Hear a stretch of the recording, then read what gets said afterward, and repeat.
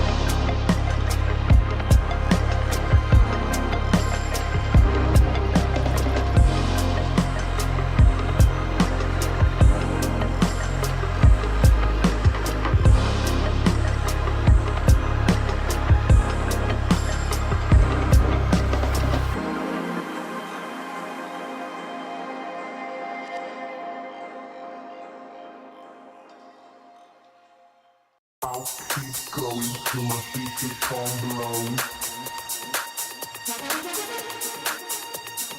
I'll keep going till my speakers can't blow. I'll keep going till my speakers can't blow. I'll keep going till my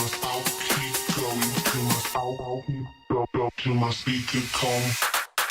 I'll keep going till my speaker calm low. I'll keep going till my speaker calm low. I'll keep going till my speaker calm low. I'll keep going till my speaker calm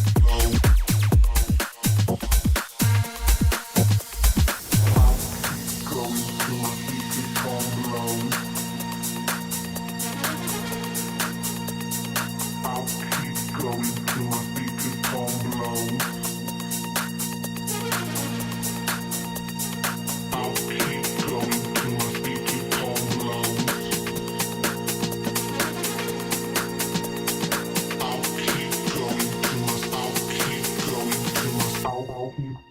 Till my speaker calm.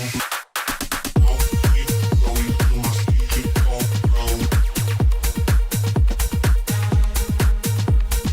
I'll keep going till my speaker calm low. I'll keep going till my speaker calm low.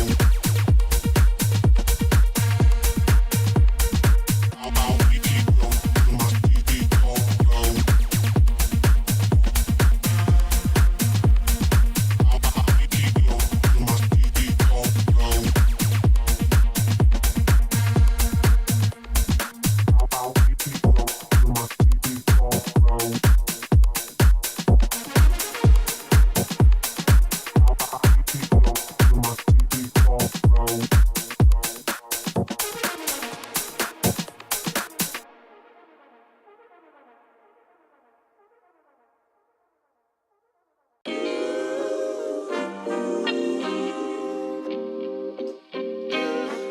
Sometimes you gotta pray for a victory. Yeah, I'm overzealous when I'm thinking about the cash flow. I never had no handouts, just came natural. I've been tested so much, all these restless nights, all these different situations that I've been through. I seen pain trying to creep in through the window, but now I'm sliding through the hood in a benzo. You gotta separate yourself just to elevate. I keep some drink in my cup to see through the hate. Sometimes on the road to glory, you gotta press the brakes. I got a lesson plan for all my past mistakes. I swear I'm proud of all my best and my worst days. Proud of all my feet when I touch the ground.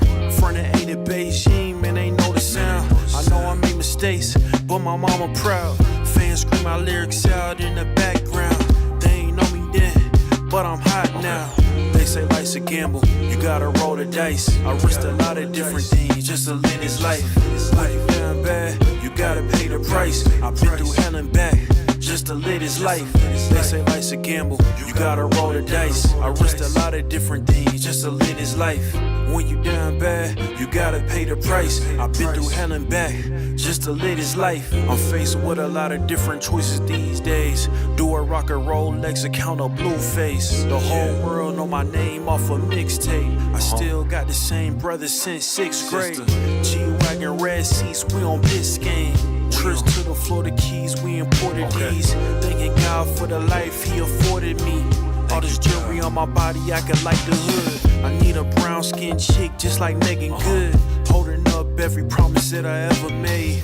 Music in the background, it's a serenade. Been rapping 10 years, boy, this ain't a phase. I paid dues, paid rent, and I stayed the same. I had teardrops running down my face. I've been through a lot, I had real pain. But thank God, cause we really on a better days. They say life's a gamble, you gotta roll the dice. I risked a lot of different things just to live this life.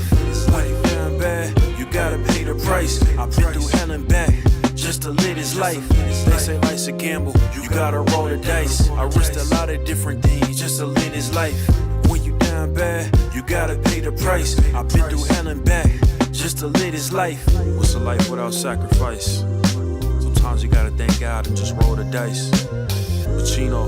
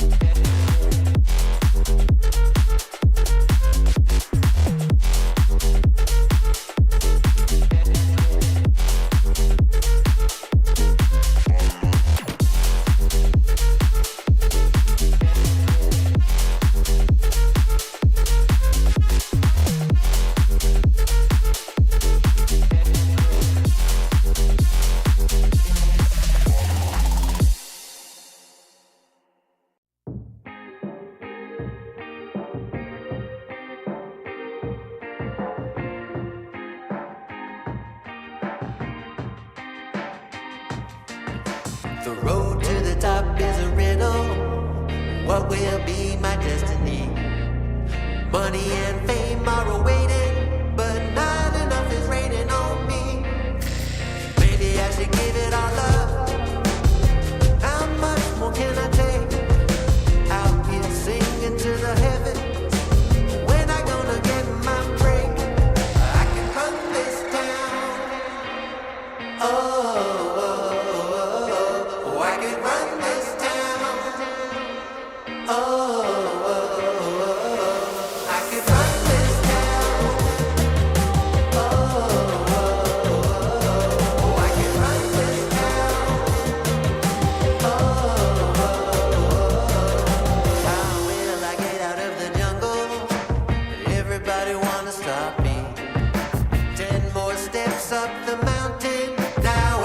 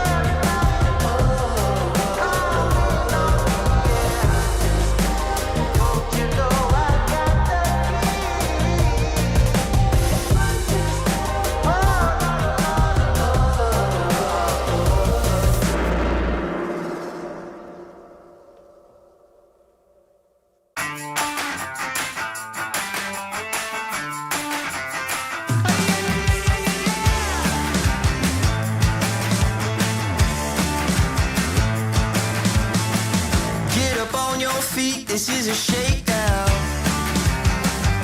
Order up that beat just like it's takeout.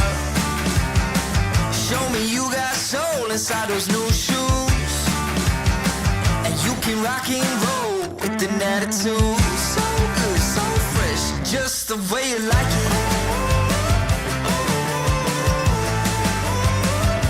Just the way you like it. So good, so fresh. You're the new MC, you got the remix. Keep it on repeat, just let the beat kick.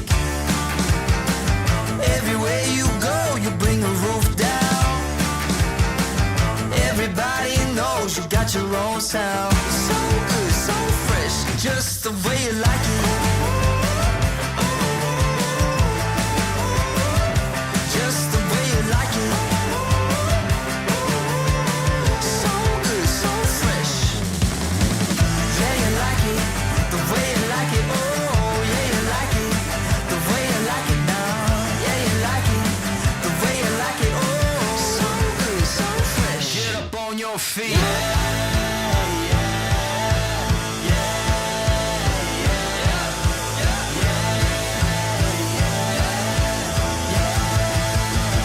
Show me you got soul.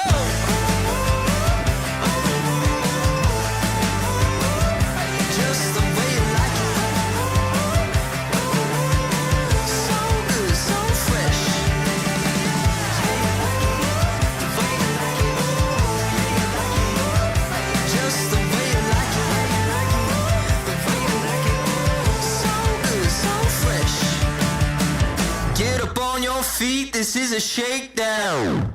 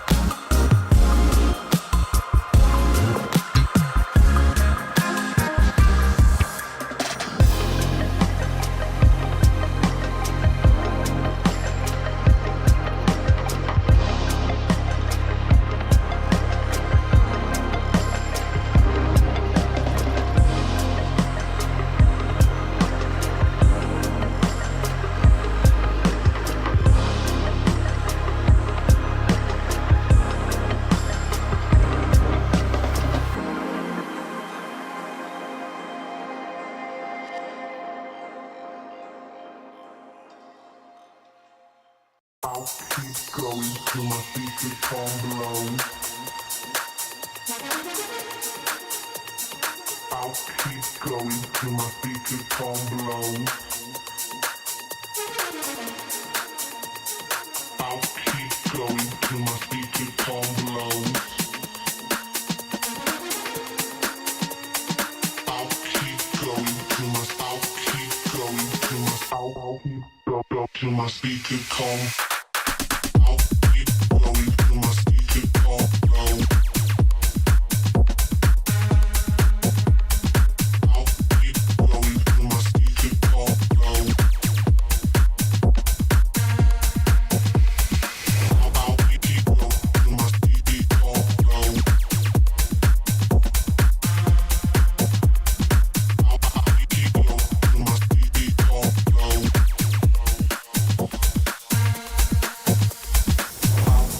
Going till my speaker tone blows. I'll keep going till my speaker tone blows. I'll keep going till my speaker tone blows. I'll keep going till my I'll keep going till my I'll keep go till my speaker tone. I'll keep going till my speaker tone blows. I'll keep going till my speaker tone blows. I'll keep going till my speaker tone blows. I'll keep going till my speaker tone blows. I'll keep going till my speaker tone blows.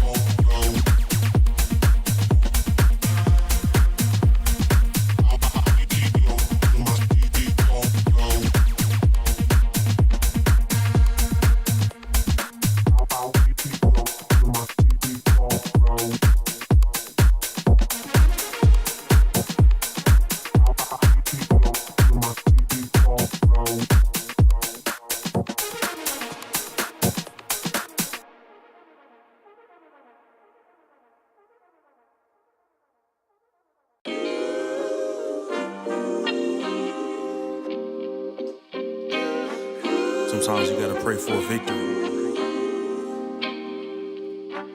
Yeah, I'm overzealous when I'm thinking about the cash flow. I never had no handouts, just came natural.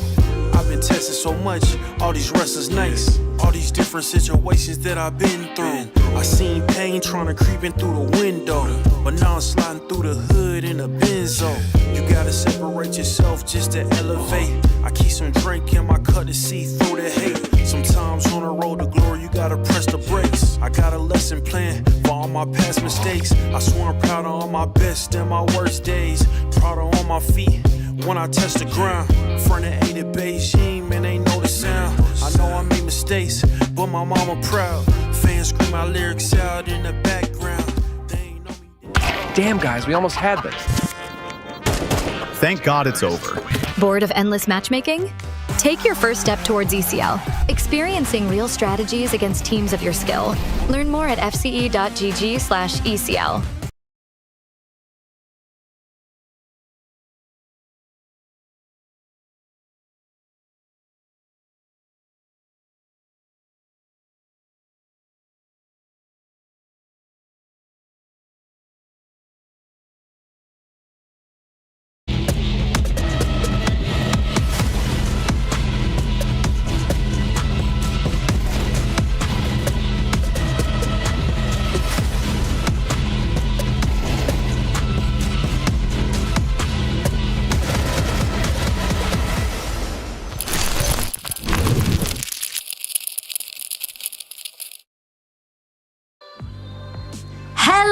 Hello and welcome, one and all Counter-Strike aficionados, gather round. It is the ESL Challenger League Season 50 Europe Cup number 2 Grand Final. Little bit of a mouthful there, but I hope you're still with me. And we have an incredible matchup lining up for you. BC.Game versus Alliance, a rematch of what we saw 2 days ago, but they've had a little bit of time to think on it, and we are so ready to go.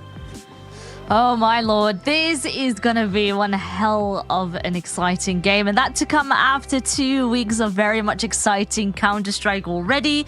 But honestly, you know, we saved the best for last. This is honestly the top teams that we got going on right now, and they're gonna be facing off each other once more.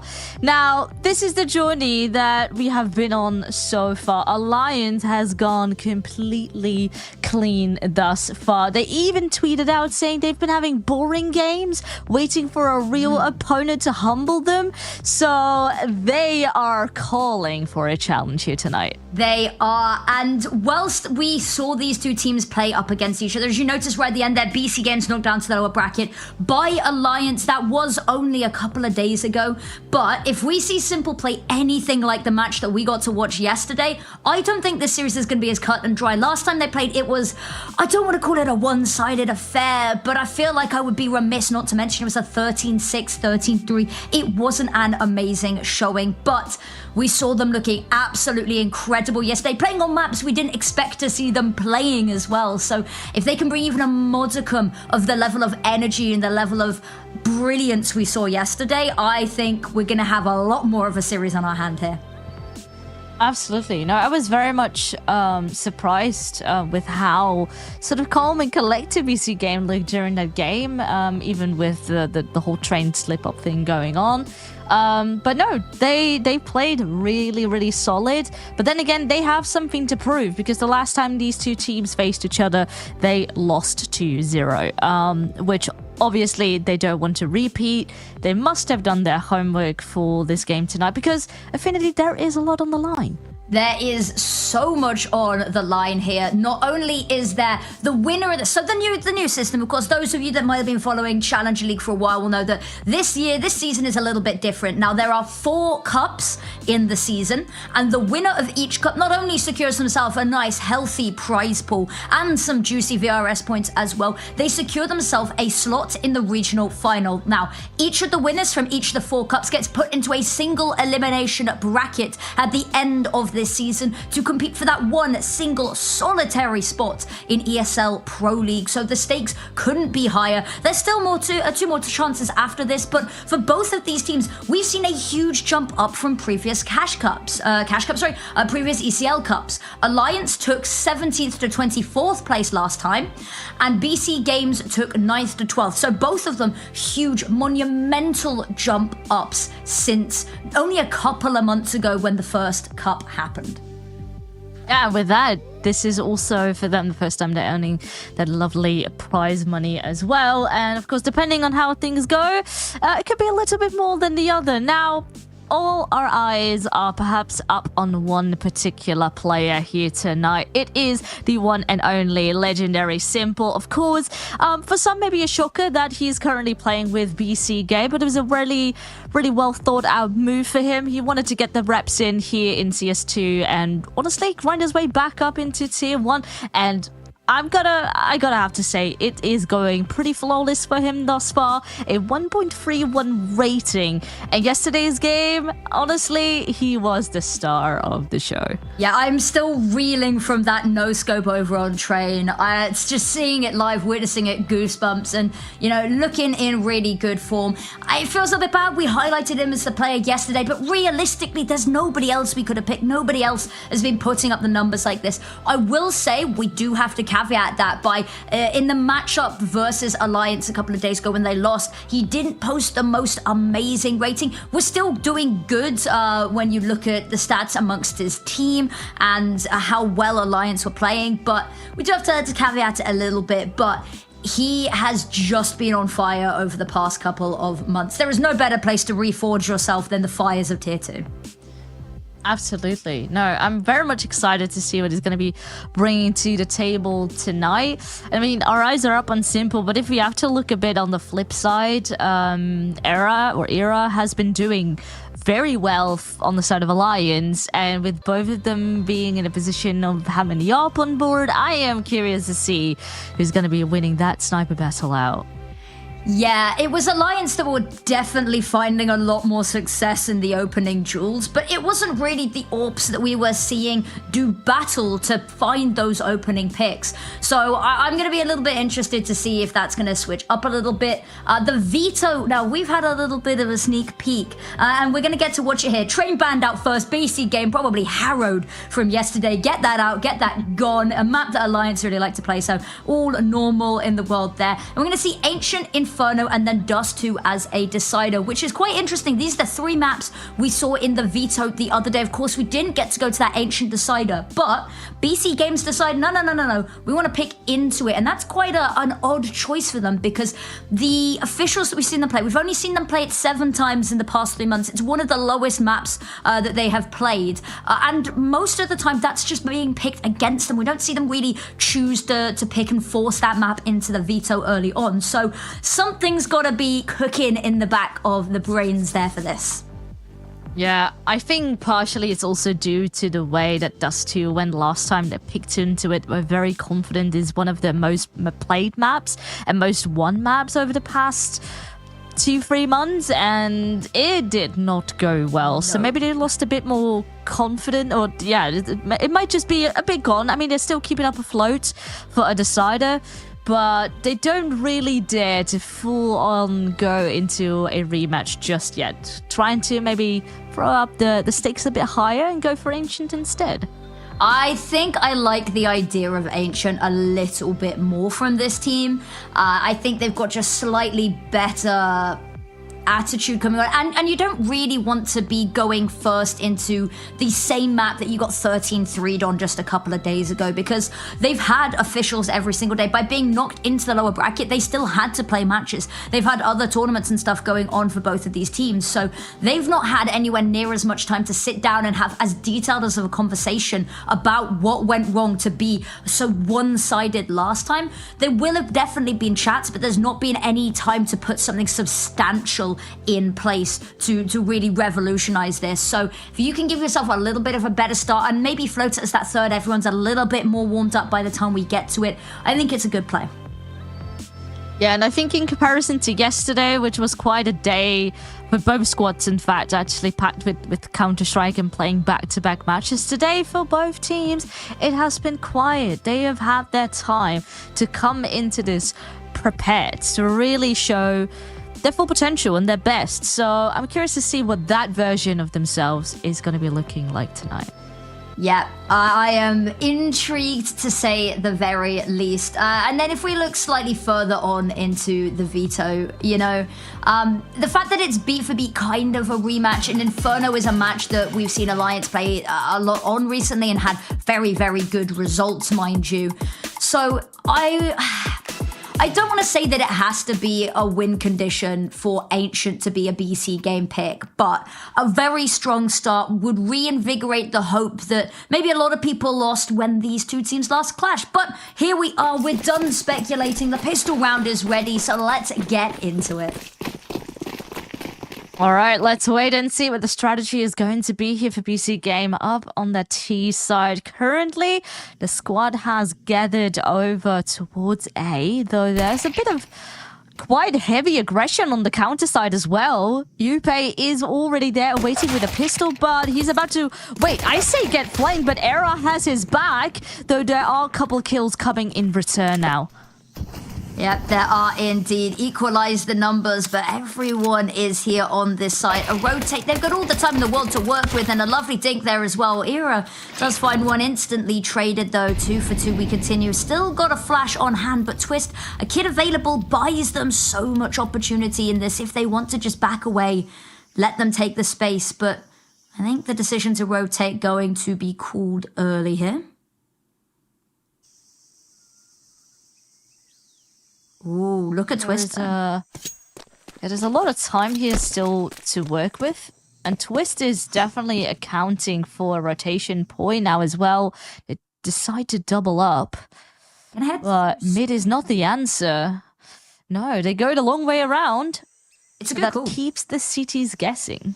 It's a good call because it means that there's no information mid, which means they either have to completely forsake A, worried that they may still be lurking around the halls, or they have to retake B. But there's a kid available, so not too worried. There's a little bit more opportunity to play together and not isolate these two sites and two 1v1s. Well, sorry, 1v2s. Well, bomb side is clear. And a bomb will be planted. So the question is, how will this retake go? There is a kit in the hand of Twist. So that at least is in their advantage with very little resources here for them to try and make it work. Just got to clear your corners, go in together and hope that you can make it work. But oof. All right, a bit of a damage already. Not quite a kill just yet, but that is a lot of information. And now a ring around the rosy with footsteps on the back of the site. Currently, oh, they do deal. They're just going to time taps. They have to at this point. It is their only win condition and not in time here for Nexa. And with that, it is the first round up on the board for Alliance. It's a lovely 4K from Nexa, but it's a very difficult one. They had a really nice crossfire established. Losing that first sort of prong in it is always going to be a problem. And lovely bodyguarding going on there from Boy, but BC.Game's a lot better for pistol round. We sometimes see some quite hit and miss pistols from them, but the fact that they find all 5 kills and a bomb plant at least, it is a good sign. It's going to allow them to force into this and make it a little bit more competitive. Try stump that Alliance economy early on, but okay, there we go. Utility comes on out there, burning alive. He's flashed off the angle. He's got one, and Era's there to back up as well. Smokes come out, and this is just going to make it so much harder. Boy, over the top, firing away. The smoke clears, and he gets to see even more than he could ever have dreamed of. Just simple left, and they're going to hunt him down. And that was honestly just a straight up massacre. The U2 as well there, helping a big chunk out to make them a bit weaker, slow them down, and all sort of pinch them into one corner. So good stuff, good read, and a good adaptation to their scenario. And with that, yeah, it is BC.Game's time to go back to the drawing board a bit. Upgraded pistols at most, but you gotta save some cash here for a next round. But it smells a lot like 3 rounds in a row here, at least a good potential for it. Yeah. Lovely early mid control here. There's not much for them to work with. MP9 peeks on out. Avid with 1, Avid with 2. Everyone hops on over. And now simple hiding, waiting has been spotted and taken down as such. And it has been nigh on flawless here for Alliance. I mean, this is what you like to see when you're up against pistols, even with those being upgraded versions. And again, there was a lot of early utility to keep any scary fast pushes at bay. So at least they deal with that in that scenario. But the real test is yet to come, because now there is full-on AKs across the board for BC.Game. Not quite anything like an AWP for Simple just yet, but curious to see what the game plan is going to be. I see a lot of early aggression coming out, and there is almost no one home. People are over towards Red Room and deep into middle, but no one is here on B defending it. And with that, that should be an easy bomb plant. Wow, I say that. Ooh, front taps does burn. Gets tickled a bit by the fire. But so does the CT side currently. Trying to get through, Upi does fall. And that is now player advantage for BC.Game.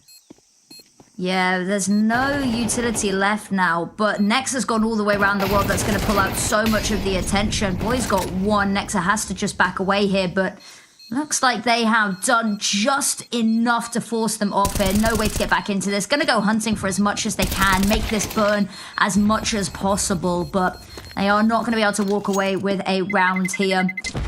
And lovely aggressive peek there. I was a little bit worried that they'd expended all of their util getting onto site there. That they had a single flash and a single Molotov for that post plant. But the smokes were just delayed enough that it kept them at bay for so long that by the time that they had any sort of vision into the bomb site, post plants could have been established. The rotate came over quickly, but there was no way really to get into that site. Nexa's wraparound was absolutely impeccable because it means that they feel so trapped into going to this this, that they can't really back out. They know they're getting pushed further into a site that's laden with traps. So what is the response then going to be on the side of Alliance? Last time they managed to slip through the cracks, and now they need to be aware of what they could be doing. Predicting a sneak through the smoke, and without an opportunity granted, but another kill here lining up.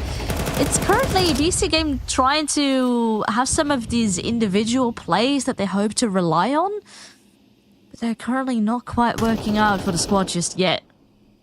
No, they're not. And I think we got to sing the praises of Avid's flashes there.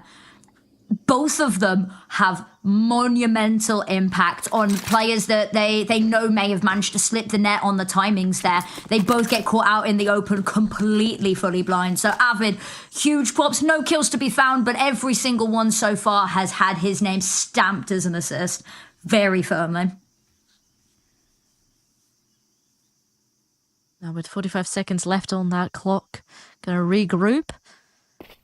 Only problem is there is a lot of CTs waiting on this side, and Twist is already expecting them to come around the corner. It's good for one, but the follow-up is there. Poi has his back, and this is what you like to see. This is a very solid read coming out of Alliance. It cleared that middle part of the map out, expecting that rotation, and boom, it's just waiting for them to knock on the door. And a follow-up as well. Lovely stuff. The reads have been so good. They have been rotating so perfectly to counter this. BC Games haven't been too keen on... once they've got a site in mind, they haven't been eager to deter ever since that pistol. So, interested to see if we're going to see a little bit more of a push and pull between these sites.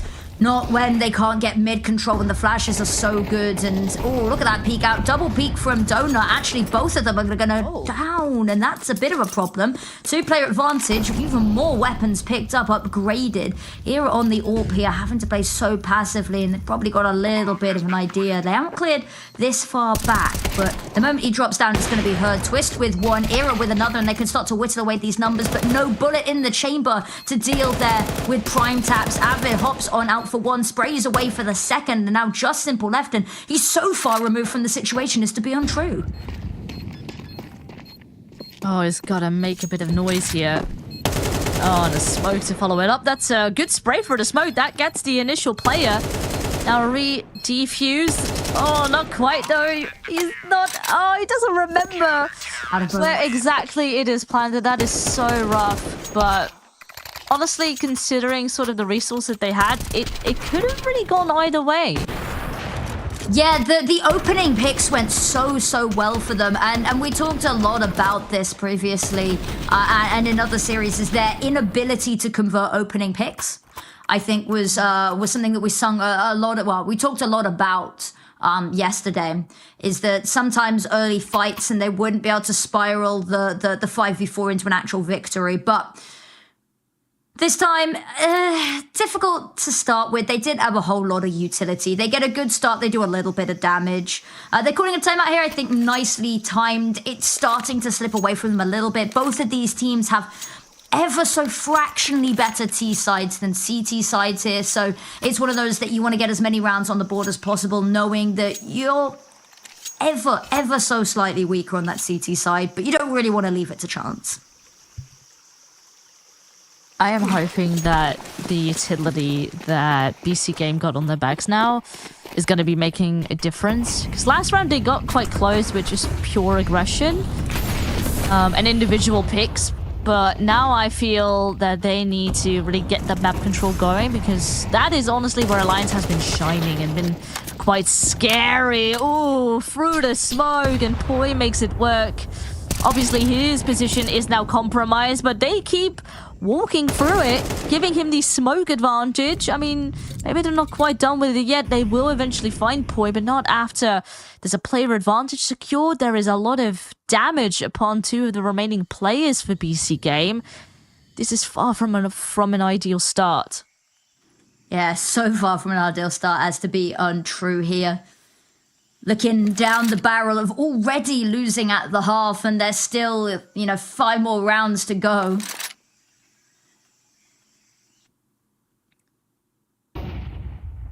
I don't think too much they can do here. Couple of flashes, couple of bits of utility. Looks like they want to head towards mid, but ooh, they've got a whole waiting party there. They do let the 1v1s be isolated, but Avid is going to dispatch of prime taps. And 2 players on this site just waiting to try and burst on out twists. Needs to be careful. Oh, dry peek is going to get caught. And the footsteps heard. There's going to be an immediate swivel around there. Simple. Oh, his opponent's flashbang, but he can't quite dodge the bullets. And it is a lovely continue of this affair from Alliance. 6-1 up already. Could already imagine a team comms there, because that was a team flash, which could have cost him his life, but it all worked out nicely in the end there. But again, I see this sort of pattern of a lot of individualism going on at BC.Game, going for these picks, not really there any sort of presence to have someone back you up. And when it goes awry, you are starting off your mid-round with 1 or 2 players down, and it's been deemed a very, very tough job to come back from that. Ooh, on the flip side now, though, Alliance is very keen to show some aggression. Did not quite go too well, but there has been a trade back, with prime taps also being quite low. Twist, who has been quite keen on going deep here towards B main, might want to do the same thing again. Potentially. Got to be oh so careful, though, not to overextend here. Oh, Simple spotted a shoulder, but he wasn't quite scoped in. Casanito in the meantime as well. Oh, the adjustment. We talked about it. If Simple is anywhere near his own form as yesterday, he's going to need to be to right the wrongs of their previous match. But now an opportunity, an empty site, and I think potentially for Alliance here, you might just want to hold on. It's a 2v3 and you've got money in the bank, but you're just so far away that there's just too much to do, no utility to do it. Hold on to this. It's not worth losing. With the AWP also in play, that's a FT investment. Still going to be clearing out, though. Make sure not to get hunted, but Casanito might that was a find Era. If he goes hunting, could potentially. Actually, I think maybe the call to back away. Ube's found enough of a space here to work with. A nice defendable position, and is going to, maybe try slowly call his teammate over, but that cross can be quite perilous. Everyone should. So now we saw some adaptations here from BC.Game. So they were expecting that B main push, which Twist has been doing quite a couple of rounds already. And I mean, he's been sort of granted that space, so I get that he wants to see if it can be exploited again. Only this time Simple was waiting, being disciplined, and with that a free kill to pick up. And you have then information that they are eager to push, that maybe that is a sole player, and from there on out, that bomb site was eventually cleared. So they have found another round here on the board again, but ultimately you want to find a couple more to try and bridge the gap as much as possible. Yeah, 4 more opportunities to close the gap, or potentially for Alliance to extend the lead here. They've got the money to do so, at least for now. Upe, the sole player on this site, going to have to step up in a big way. Throws the Molotov. It's a second too late. They are just going to completely disrespect it, and he's completely cut off from this. Wild, frantic spray. He gets one and gets that out alive as well. More importantly, it's called over his teammates. Retake coming on through. Simple. So good for the first, and now spraying away. Smoke goes back out, and everyone can just tuck on in, and that's going to make them so hard to weasel out there, especially with no one already going through mid. Now they're sending Twist, but can't help but feel too little too late. I mean, technically it's still a 4-on-4. There is time left. But as the time does continue to tick, it becomes instantly harder. Twist loses his life, Upe is low, and they have no choice but to fall back. And this is more the BC.Game that reminded me of yesterday. These explosive pushes with the squad as a whole. And really relying on your firepower here. And that is where BC.Game tends to shine. So I like this. Just to fall and execute, shut them out of the site, go for trades, and boom, you have a recipe for some magic. So, third round now found, a lovely consecutive round as well. And slowly finding their form a bit here in this first half. I think it's also, we talked a little bit about adaptations to what they're facing. Is yesterday on Train, we saw that on the T side, that their opponents, ESC, were never going to that B side. So when it was their turn, and they were like, oh, well, they were really weak at even heading that way on T side. Let's have a little bit of a nosy that way, a little bit more on our opportunity. And they were finding so much success with it here. Every time they've hit A, they've essentially taken the site with little to no pushback whatsoever. So they've realized there's a little bit of a weakness. So they're keeping it fresh. They're not heading every single round, but they're doing it sparingly enough that they know that there's not been enough opportunity for them to really start reinforcing that A site. They haven't gone there enough and lost there enough that they've started putting, maybe 2 players more diligently. They're just leaving it 1 player there, and that player, is falling back so quickly at the first sign of danger. So there's small little things coming in that are going to be good to see. Whether Alliance are particularly eager to change that up will remain to be seen, but with an immediate run into Donut, looks like they might have got a little bit suspicious here. So what will the response be? I see Twist again being in quite an aggro position over towards B. Will pull back a bit. Maybe not overly keen enough to completely go for this. Maybe on the back of a flash they could try something, but instead it's going to be BC.Game who is going to be applying a bit of pressure. There's Veto already raining, which causes already 1 player to come over. So mid is abandoned, but doesn't quite matter. It is BC.Game who is looking to commit, and so far is getting punished. It's a 2-for-1 here. And then what will happen? We already see CT side is clearing out middle. There's a lot of information. They know exactly where they are. And BC.Game is about to get pincered. Lovely shot there from Era and Casanito. There's nothing really you can do. Run from behind, as you said. The pincer closes in on its spray. Upe with the final pick. And there's them winning at the half, regardless of how these last couple of rounds go. There's an opportunity to really extend this lead, which would be nice to see, especially given that Alliance's pistol stats seem to reflect a little bit more positively, which could be a worry if they get any more success on this half and then start the second half particularly strongly.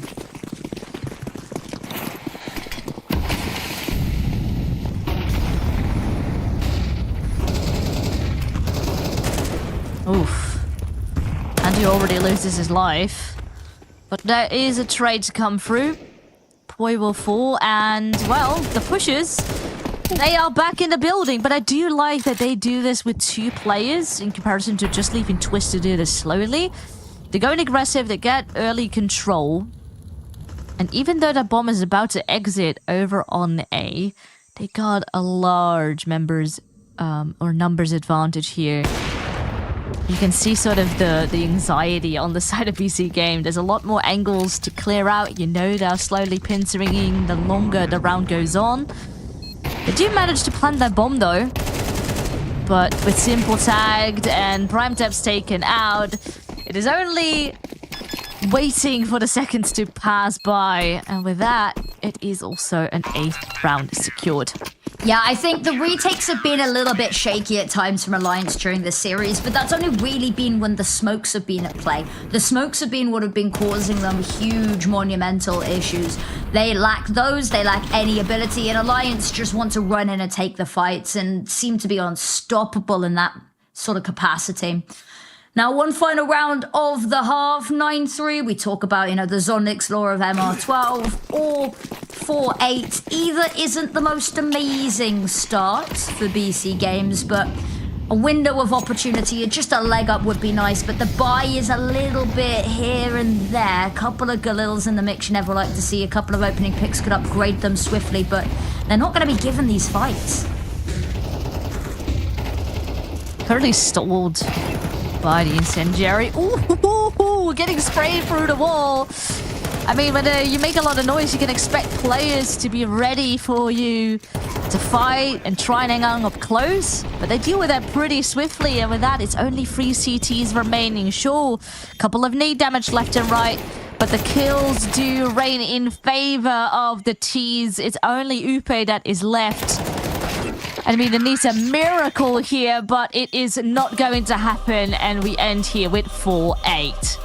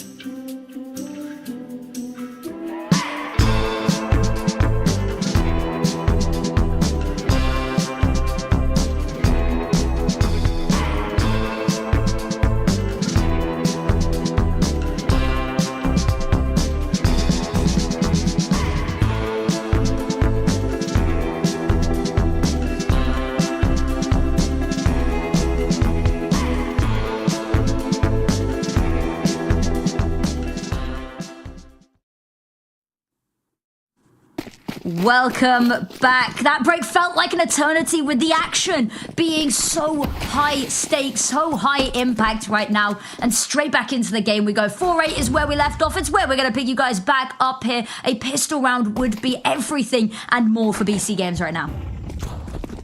Oh, they're going quick into middle. I mean, they get spotted, but at the same time, it is currently Alliance that are getting all the kills. And with that, it's pretty much, I mean, not quite an empty bomb site, but there's only currently one defender here. Prime Taps just awaiting. I mean, he gets the planter, but it is so hard to stay alive when there are so many T's surrounding you. Now, Era is also coming in from behind. He is... is he gonna oh, no. Not quite. It was like he heard you through the screen. Just a shiver down his spine, and he knew that it was like, I got these spider senses going up my back, yeah. But with that, it is a 9th round secured. The gap continues to be quite large. And this is quite rough, you know, for BC.Game kicking things off on CT side. This is where you want to make your shot. It is their map pick as well. And now, at most, it's sort of an upgraded pistol here for them to work with. And most likely, it's going to be double digits for Alliance up next. All they can afford if they want to buy into the next. So it's going to be an interesting one. I like that they're getting a little bit aggressive over towards B. If anything, the information that nobody's there will give them a leg up in rotating pretty quickly. Deep Smoke is not going to fall prime taps at all. He is going to push through it and take that space, just waiting the red room push. Here it is. Ooh, footsteps heard around the corner. Very snazzy, but it's going to have to deal with a little bit more there. Upe pushing on forward, spots one player, takes them on out. There's still another player hiding in cave right now. Casanito being a distraction, hoping that they don't spot next, so they don't realize that he's there. But unfortunately, Upe is not going to let anyone slip through his fingers. A 10th round, double digits secured, and it doesn't even look like they broke a sweat. Oh, not at all. I mean, this is how you want to be dealing with pistols. Just make it nice, quick, and easy. And go next, which is also what BC.Game is feeling, because now they have a round with resources on board. Maybe still not the most that they would like. You know, I still want to see an ARP out on Simple, have him shine, but, you know, economy is not quite in their favor just yet. They need to win a couple of rounds in order to get to that point. But, yeah, the time will continue to tick. And, oh, that is rough. The utility damage coming through. Poi also almost falls. That is not the start you want to be having if you are Alliance. No, it's not. We talked a lot, and we sung a lot of praise of the Alliance flashes last half. And now I think it's time that we sing a little bit of praise for the BC.Game's HEs. Now, there's only one left available, but a couple of these players quite low. It would not be beyond the realms of possibility, especially with Poi looking as unhealthy as that. You know, he could be hit in the face by a smoke and he's dead, but here he goes, having a little bit of a look. Low HP, that's when the adrenaline is pumping. Casanito isn't going to be cleared out. So Era falls now to, well, one in a very smidge of health there. He's not going to be cleared. There it is. A little bit of trigger discipline. Not going to hear any other footsteps to work off of. Limits this now to a 2 versus 3 prime taps. Not sure where to look. That bomb, however, is dropped in the most unfortunate of locations. Going to be very difficult to retrieve, especially with no real map control to speak of. And pushing forward through the smoke. They're not got a flash or anything for it. And there it is. The spray down for both. They're just hoping to make the best work with utility, which is honestly the best you can do in that scenario. But as you said, it was dropped in such an unfortunate place. Did a front flip there. Poi dropped the bomb, but did a sick front flip. True. Pros and cons, right? Swings and roundabouts. Coming into this, the buy is not going to be amazing here for Alliance. It's a little bit to work with. A couple of opening picks. They might be able to scoop up some weapons, and looks like a heavy aggressive assault on mid here. Casanito taking so much space. Flash to go over the top is not going to find him. They're both going to run out into him, but Upe gets one. It's a short-lived victory. Twist hoping to avenge his teammates, but already dipped away, hidden in the smoke. They're not content with that as an answer, though. Trying to peek out, find Nexer. It's such a scrappy fight, but Twist's going to put his fist in his face. Nade, we said, HE nades for BC Games are so good. There's another pick already found. The bomb site falls. Simple hiding, waiting, going to be able to catch. Oh, not going to be able to catch Avid out. That is a lovely shot to find. 2 versus 2. And bombs down for them. Footsteps heard, but Anzu just so hot on the trigger here. Avid has to tuck away. Awkward angle to try fight this from now. And there's a smoke available. Smoke goes over towards him here. He's going to have no way of getting back into this fight. But all he's got to do is whittle down the time. But there is a kit on Andu. It's going to get tapped and he's going to be very worried. Spots the first player, but he knows that can't possibly be the player that he saw. There's the diffuser. Spray wild. Can't quite find the diffuser. Oh, it's another ninja defuse. Oh my lord, that was scary. I honestly was a bit worried there for BC.Game because I thought, why not deploy that smoke earlier? You could have saved your second teammate and fought that together. But in the end, I guess the smoke still did the trick. And I managed to get away with it. But it took quite a toll on them economy-wise. And there's still a lot of making up to do. So, curious to see what the impact is going to be going forward. Now, at least sort of the economy on the flip side has been quite broken.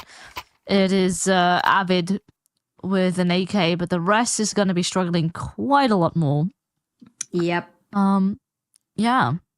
But you know the age-old adage. I'll get there. Pros don't fake. You know. True. Very true. They had a defuse kit. They could just stick it. Why not? You know.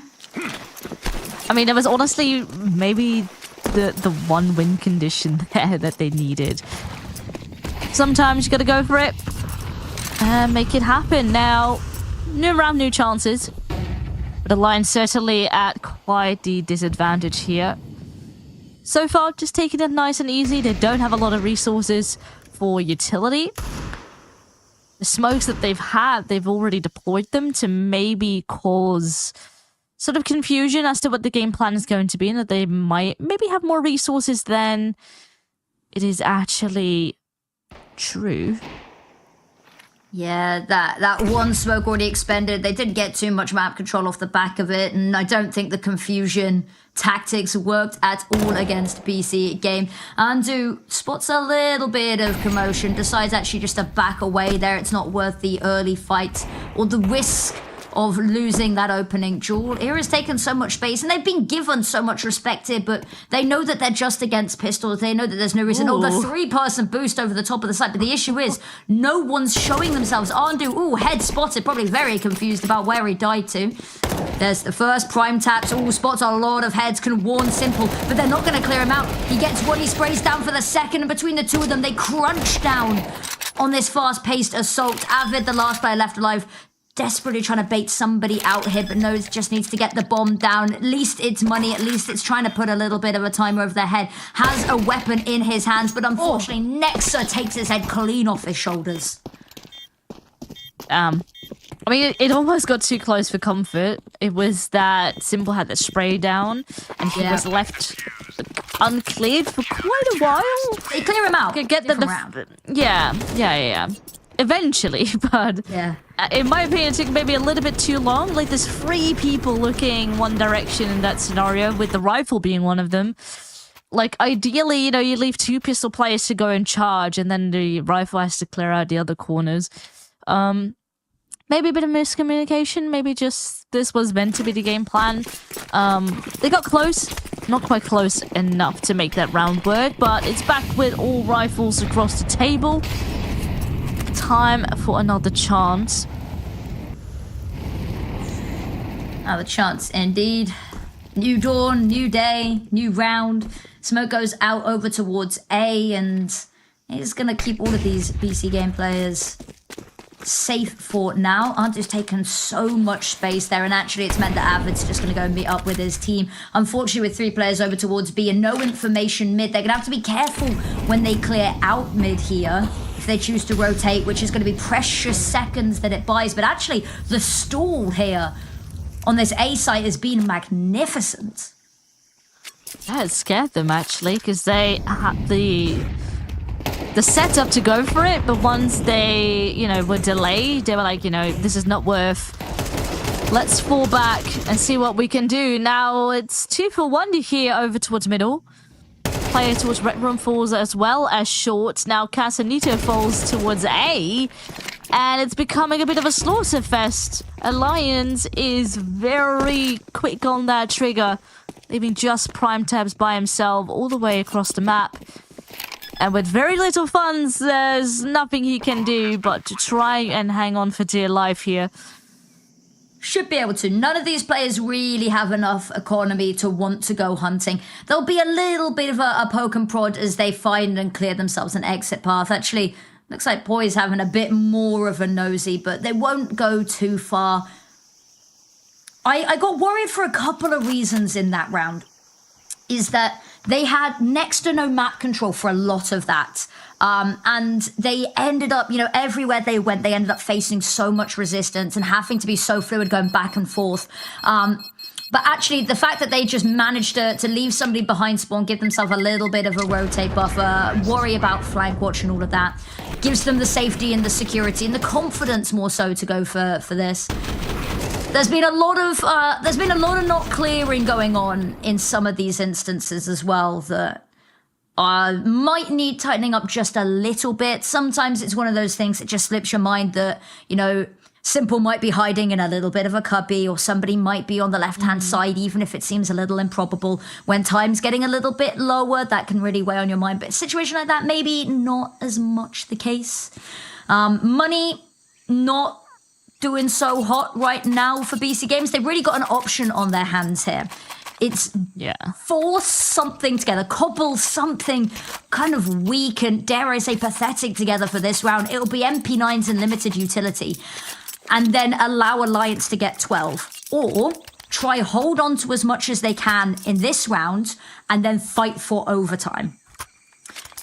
Well, looks like a decision has been made. It's going to be the force here. It's not a good Some buy. Gs, M4s. I mean, no, it is far from ideal, as you already said. But you got to do something here. And I think with how this game honestly has been going, like, I feel a lot of rounds were close on the side of BC.Game, and it could have maybe pulled a couple more in their favor. So they have faith that they can turn this around even with a lesser buy. Maybe the safer scenario, because if not, it's going to be over either way.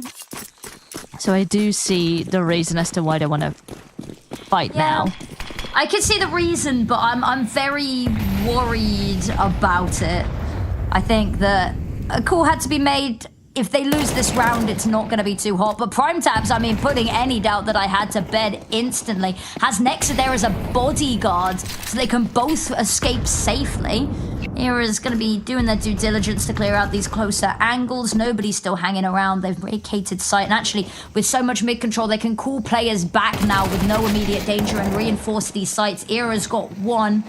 Prime Tabs. Molotov goes up onto the top. No one's there anymore. They're not going to hear a drop down either, though. She's going to fall back here. Not looking to commit.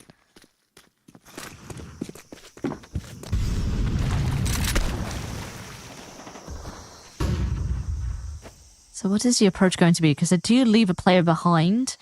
Maybe expecting a push to come through A, which we've seen happen on B, for example, in late round, that they clear out a site and with that rotate.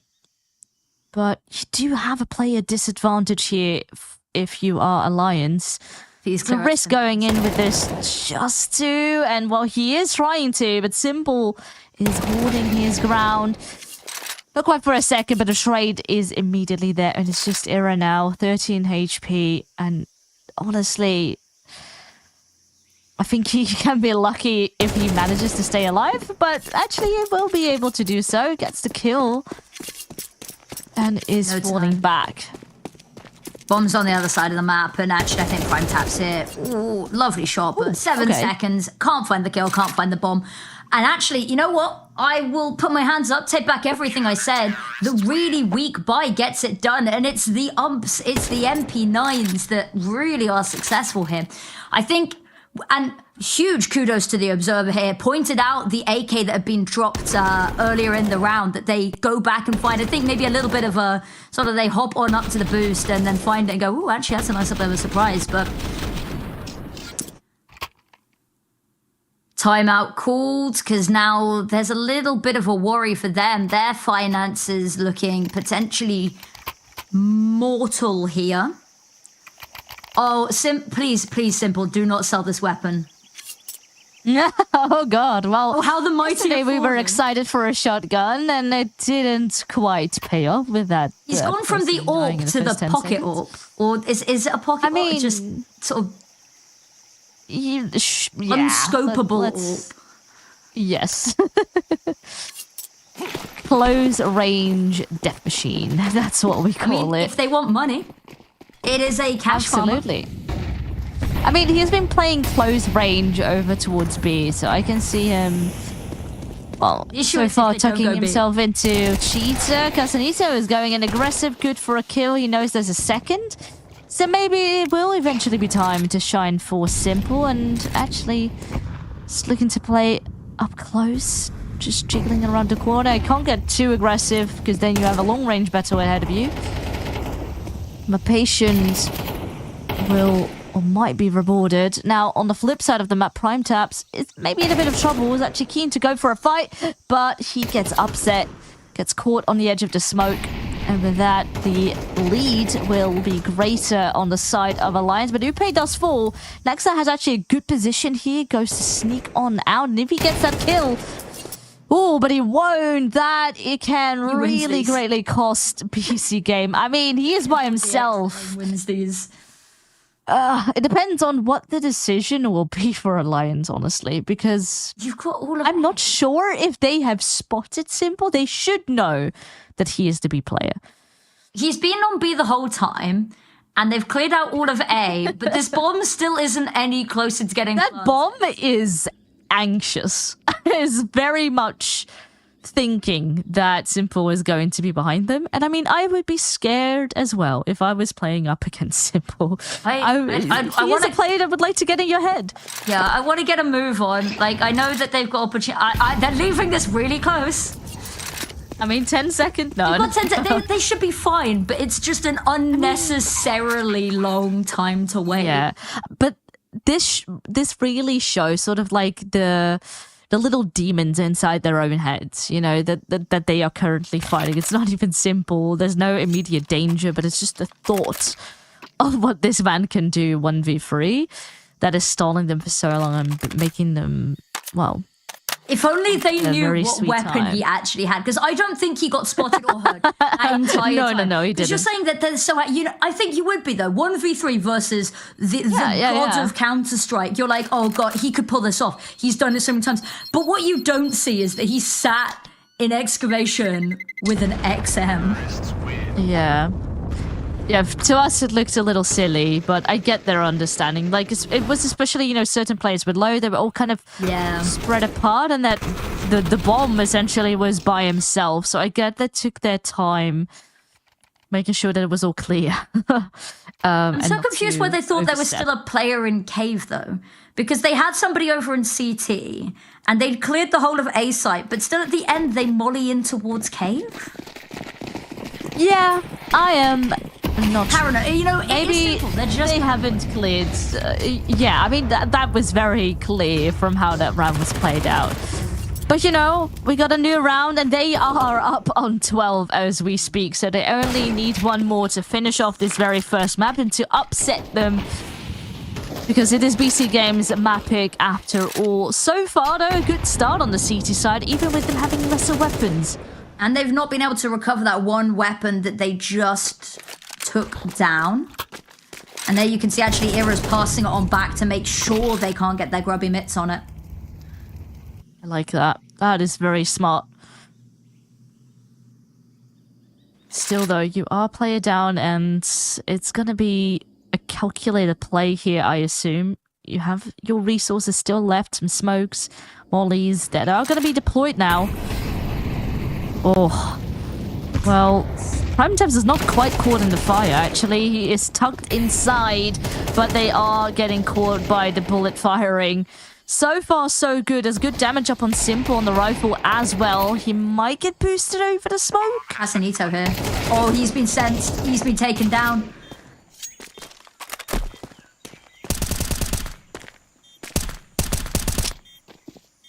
Well, the timer will continue to tick. The pressure is on, and there is not a lot here to work with for BC.Game. The map could slip out of their hands at any second. Simple desperately trying to hang on with a spray, but it is not connecting. And with that, it is Alliance who is taking home map number 1. Taking home map number 1 and their opponent's map pick, mind you, which is a nice one to be kicking us off with. Going onto their own map is quite nice. It's a little bit more of a battle than we saw in either of the maps during their first series, which is a nice improvement to see from BC.Game. But also, it does worry me a little bit that it felt that, especially in that first half, there was such a stark contrast between these two teams. Absolutely. I mean, yeah, it was really the beginning where a lot of the moves were made and the difference was felt. I mean, still props to BC.Game though, because in the end I felt like it was close. Even on these lesser buys, they really showed their worth. But yeah, it's probably not the result that they were hoping for. Though, I will have to admit, it was definitely a lot better than what we saw on Dust 2 last time. Yeah, we didn't really get to see Simple with the Orb a whole lot during this. It's ancient, it can be understandable, but the result there, as you can see, 13-8. Point up there to Alliance in this grand final. However, we are going to go get the next map ready. We're going to get you guys a little bit of a break so you can go refill your drinks, go get some more snacks. This is going to be an absolutely all-out finals, and we'll see you guys very soon for that map number 2.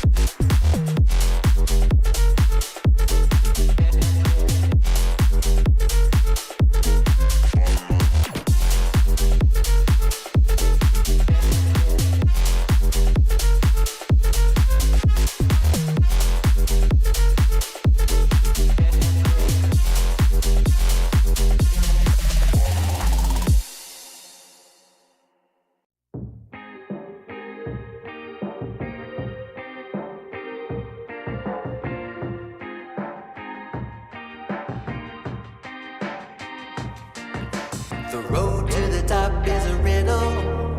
What will be my destiny? Money and fame are awaiting, but not enough is raining on me. Maybe I should give it all up. How much more can I take? Out here singing to the heavens. When I gonna get my break? I can run this town. I can run this town. I can run this town. I can run this town. How will I get out of the jungle? Everybody wanna stop me. 10 more steps up the mountain. Now everybody's looking for me. Spend my life in the desert till something changed inside of me. Now I'm flying over oceans. Everybody looking at me. I can run this town.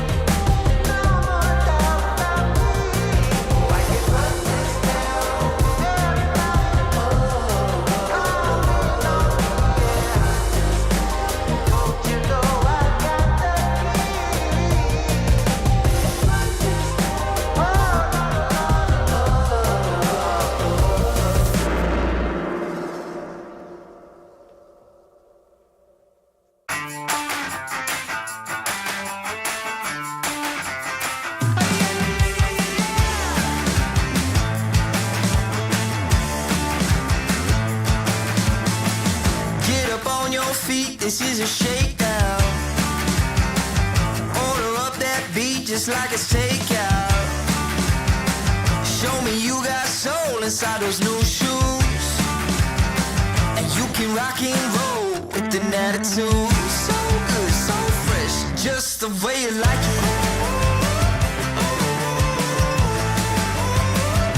Just the way you like it. So good, so fresh. You're the new MC, you got the remix. Keep it on repeat, just let the beat kick. Everywhere you go, you bring the roof down. Everybody knows you got your own sound. So good, so fresh, just the way you like it. Just the way you like it. So good, so fresh. Yeah, you like it, the way you like it. Oh, yeah, you like it, the way you like it now. Yeah, you like it, the way you like it. Oh, so good, so fresh. Get up on your feet.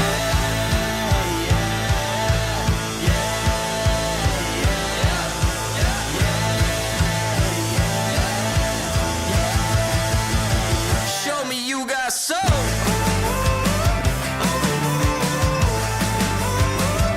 Just the way you like it.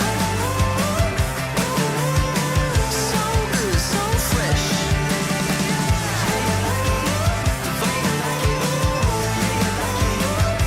Just the way you like it. The way you like it. So good, so fresh. Get up on your feet, this is a shakedown.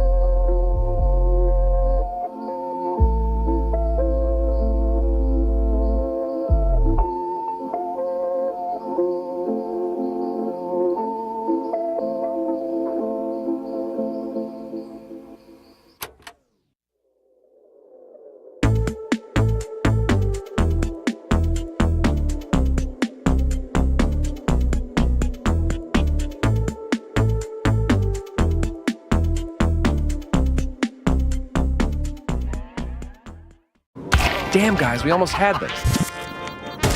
Thank God it's over. Bored of endless matchmaking? Take your first step towards ECL, experiencing real strategies against teams of your skill. Learn more at fce.gg/ECL. ESL presents ESL Challenger League in partnership with Intel, Acer Predator, DHL, and Kidia.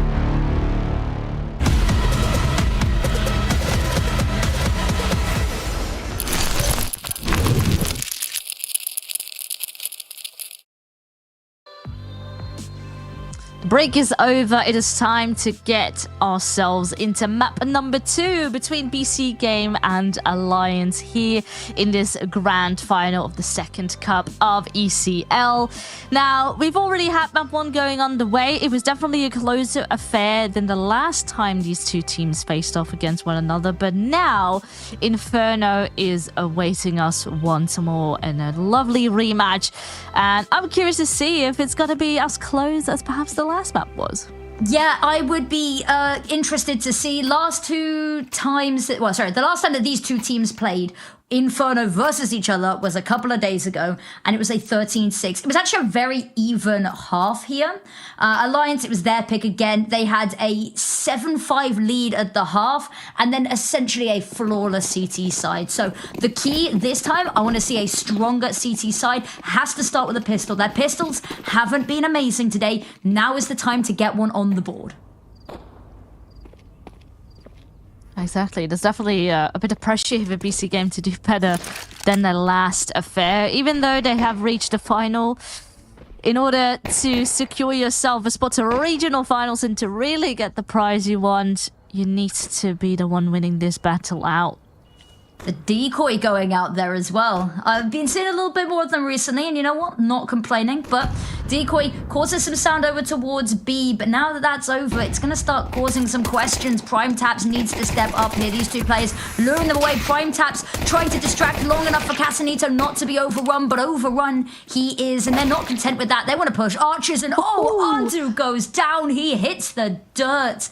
And now 2 versus 4. HP low on Upe, but still huge advantages, just applying the pressure with numbers. Nexa trying to come around the corner, trying to see if anybody's there, but everyone has already got themselves out of dodge, hiding on site, and post plants can be established here, and they are not going to give an inch for BC Games to try work with and pull the thread to get back into this round. Yeah, with the absence of a kit, this is gonna get real tough real soon. There is a flash at most, but I can already see Simple going back here. Maybe Nexa is just hoping for some sort of kill to get under his wing, which he will. Goes for an additional fight and maybe hopes to get the enemies killed by the bomb, but that is pretty much the most you're gonna get out of this round. On the flip side, Alliance has gotten themselves a bomb planned, a round win, and ultimately the best possible start. Exactly, the best possible start that you could ask for. The pistol rounds, we said, Alliance just looking so much better on them. They've made them fairly expensive at least, but expensive pistol rounds are only so much of a mercy on, especially when you're on the CT side. I guess it's a difficult one, but Simple's got their shotgun back out. This time the Swag 7 in hand. And curious to see, he's over towards Banana with it. They've had to concede a little bit of early space with that Molotov going deep, and now Smoke's going out to try and deter them a little bit, allow them to bolster up. But actually the choice to rotate over towards A has been made, and a little bit more heavy fire over there.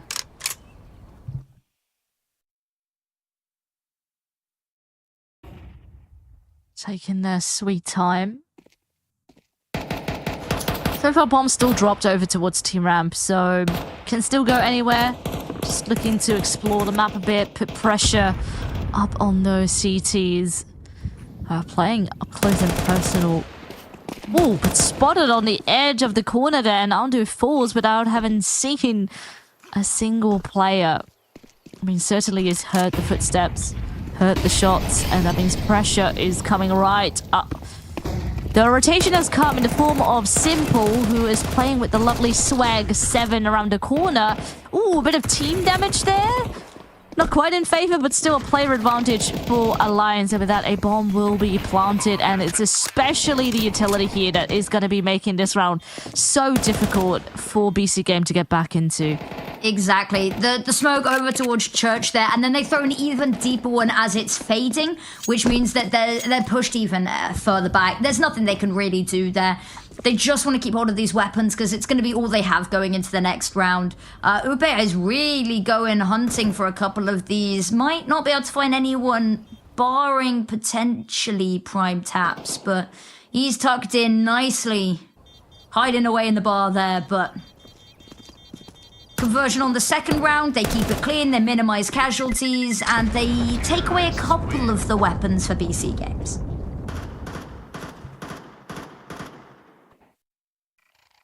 So round conversion found. I mean, couple scary kills here and there, but eventually kept at bay. And from there on out, it's the wall of smokes that are just inevitably hard to get through. So second round secured and slowly building up the economy, keeping the majority of the players alive as well in the process, which is a big win.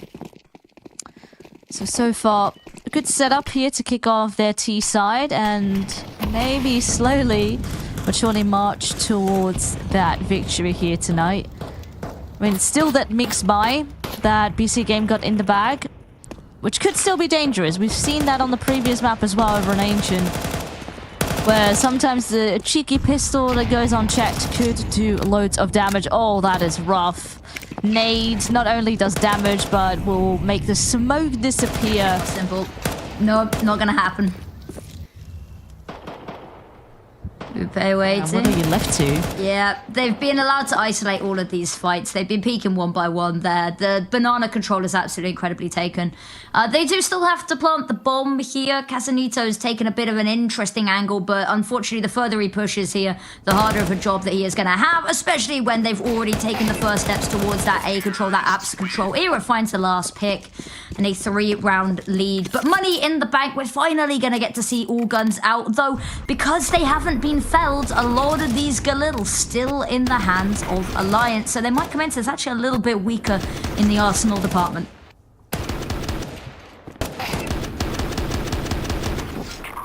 And this was the thing, you know, they lost a couple players early B. Their only tactic really was to try and push through A instead. And maybe you were granted a kill left or right, but wasn't going to happen. They were ready. They had the numbers advantage. And with that, so far, pretty clean on the side of Alliance. But now we have eventually rivals across the board.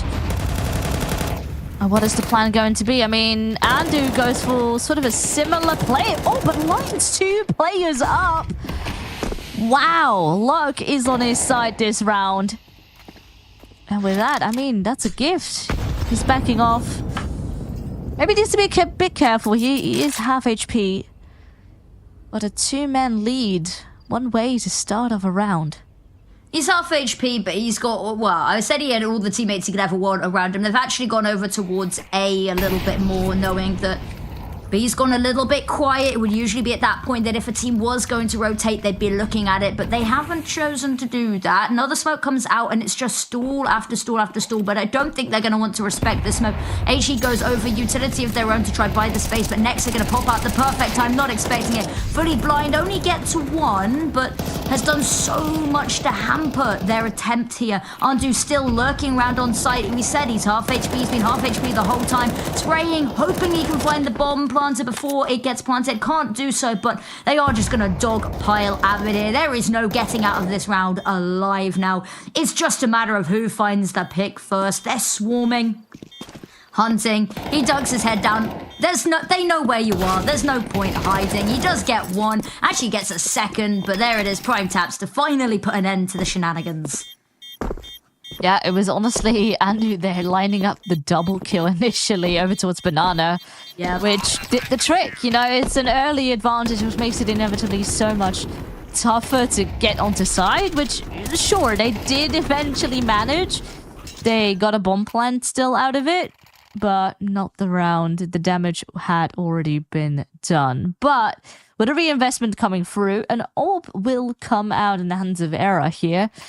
So I'm excited to see, because we haven't seen too much orb shenanigans just yet, especially with how Ancient was quite back and forth. Economy-wise, it just wasn't viable. No, not viable at all. Tech pause going on through. Getting that out of the way and getting out of our system early, hopefully. I'm liking what I'm saying. We're finally getting to see some orbs. It was very quiet from the sniper rifle department over on Ancient. Kind of to be a little bit expected, I guess, but... Tech pause over. Very quick one there. Very speedy. Now back into the game we go. Still a little bit missing here from BC Games, and by a little bit missing, I mean a little bit of utility. There's still an MP9 and Casanito missing from the kill feed so far, but potentially an opportunity this round going to be given, especially with a little bit of a heavier lean over towards A initially, where he happens to be residing.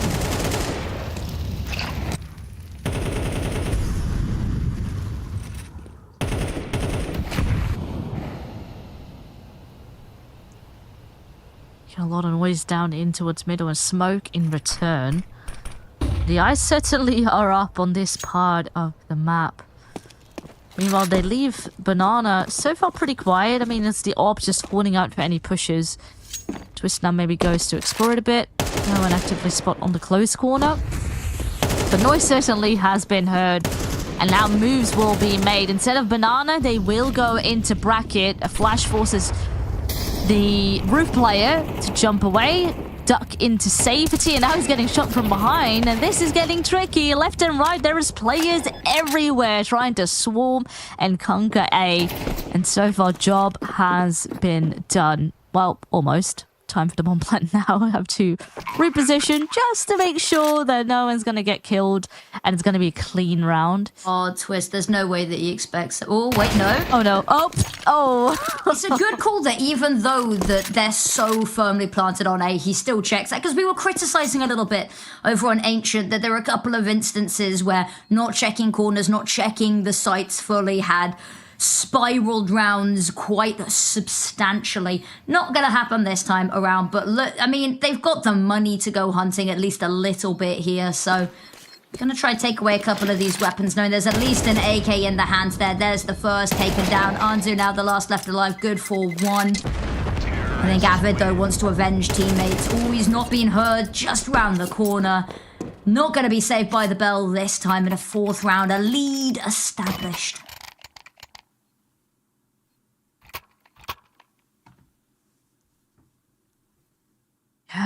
Money is in a bit of a weird spot for BC Game currently. Some players can buy, some people have about 2k left in the bank. So it's a bit mix and match, I guess.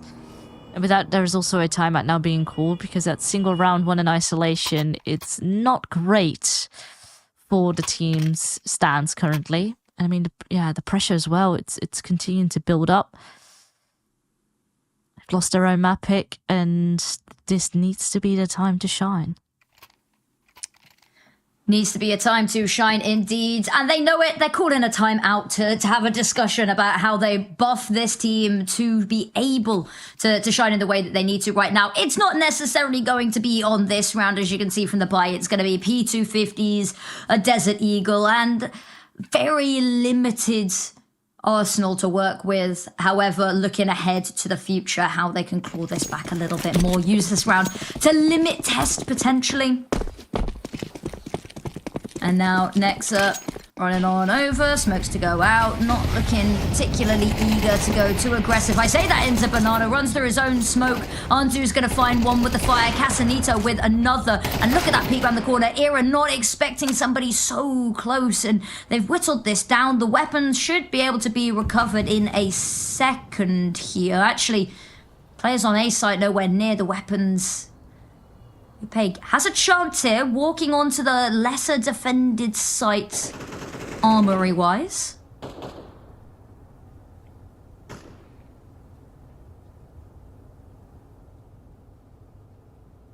Just making sure to clear corners here on the journey back towards the bomb. It's taking the scenic route. I mean, at this point, you kind of have to. Middle might be a bit scary, but no one is actively holding out for him. Only on Banana, which he will have to cross in order to get to the bomb and T-ramp. Finds a pick here. He's got a very winnable round on his hands. Ooh, spotted a player. That sound is going to be the call to activate. Gathers up the bomb. Looks to head ult mid instead. I like this. Ooh, you can see Nexa not sure where to go. B-A.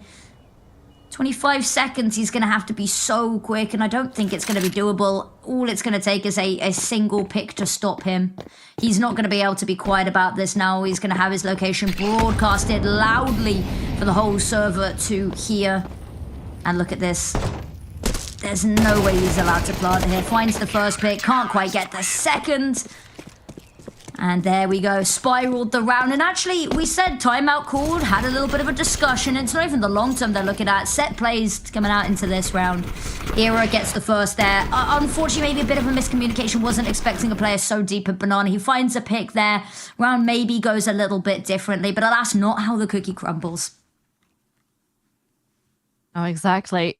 And of course, BC.Game now, they've done that round on the back of a timeout, trying to prevent a sort of similar scenario from happening, that round one is gonna be just a singled out one. You want to find conversion, you want to build up momentum, and I mean, ultimately with how Alliance has a week bye here, they have a very good potential of doing so to try and build a bit of a streak here. But nothing comes for free, especially here on that CT side. You can get overwhelmed with the pure speed and firepower that some of these Tech 9s got inside of them. Is the pure speed in the room with us? I think it might be now, but... There you go. Ooh, that single smoke is... They look like they wanted to go for it, but then they decided maybe not. And Prime Taps has taken down both players on A. He's heard nothing more, so is probably calling to send Andu back over towards B. And over towards B he goes again. This has been a very slow round, and they've got nothing to work with this.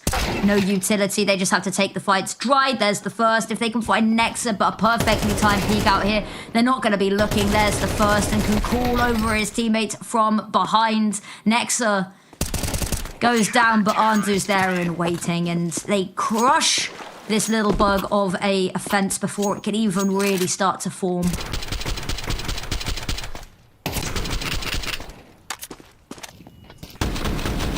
Again, this is what you like to see when you're up against pistols. And Nexa here fighting on the back of the side, doing a lovely clean up simulator. And now, I mean, again, and it's a buy versus a buy. Simple does have an AWP inside of his hands. Sort of the moment we have been waiting for, of course. But time to see, hopefully, it shine. And Alliance wanted to fight. I mean, so far on this map, they are definitely getting more contested. Poi does fall. And instantly, Banana has become a bit of empty territory. Leaving that behind, dropping the bomb in the process as well. Maybe want to reinvest into this part of the map, because there are 3 players slowly creeping up now. But Andu, I mean, he stands to walk the first fight. Sure, he gets traded, but it's still a player advantage in favor of BC.Game.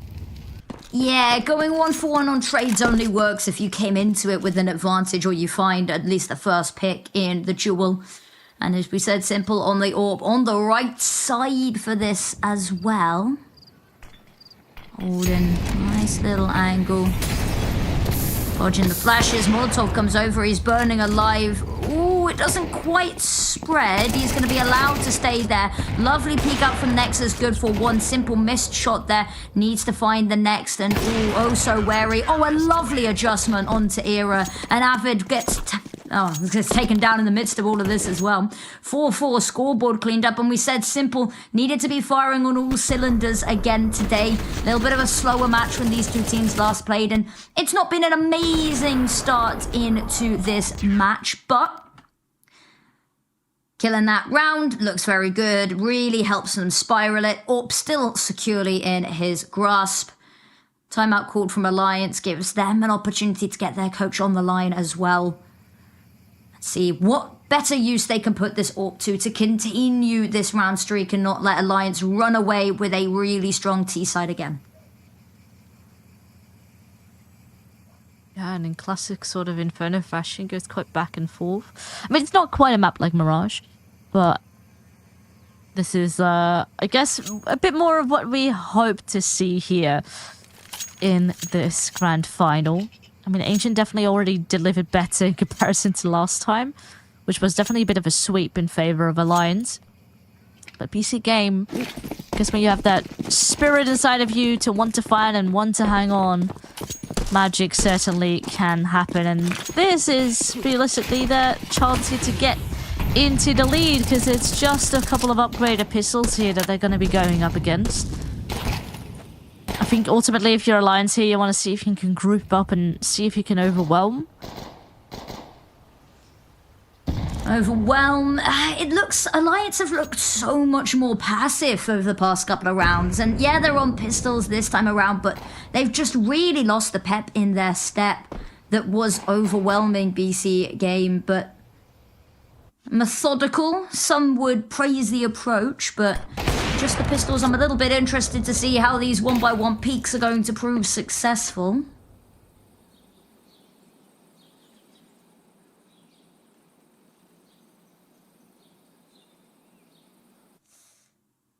Ooh, waiting.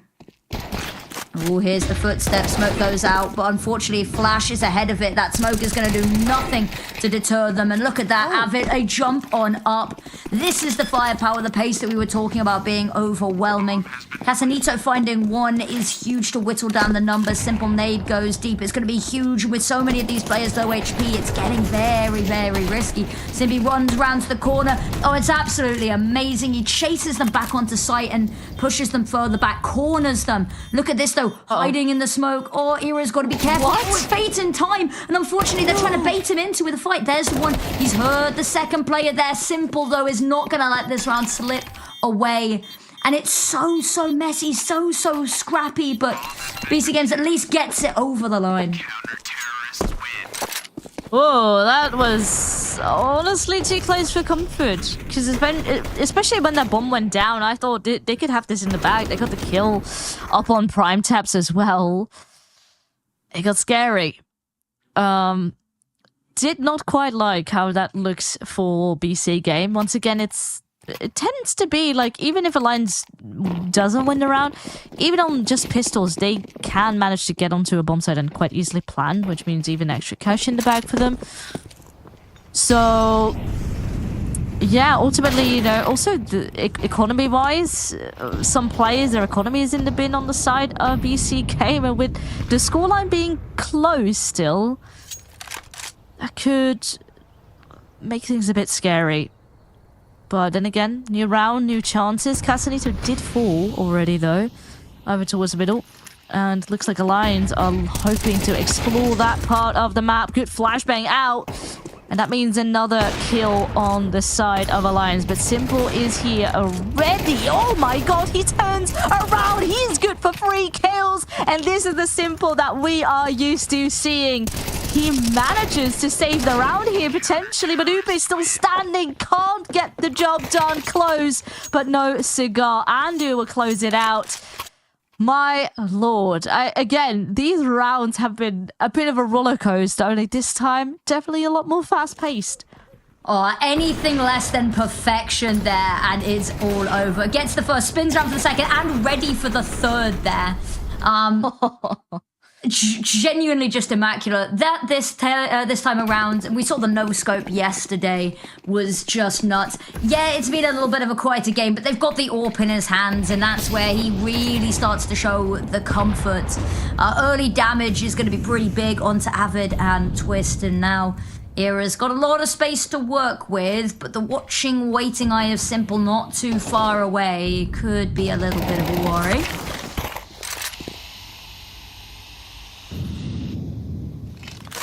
Hunter with the smoke kills has been absolutely nuts this match.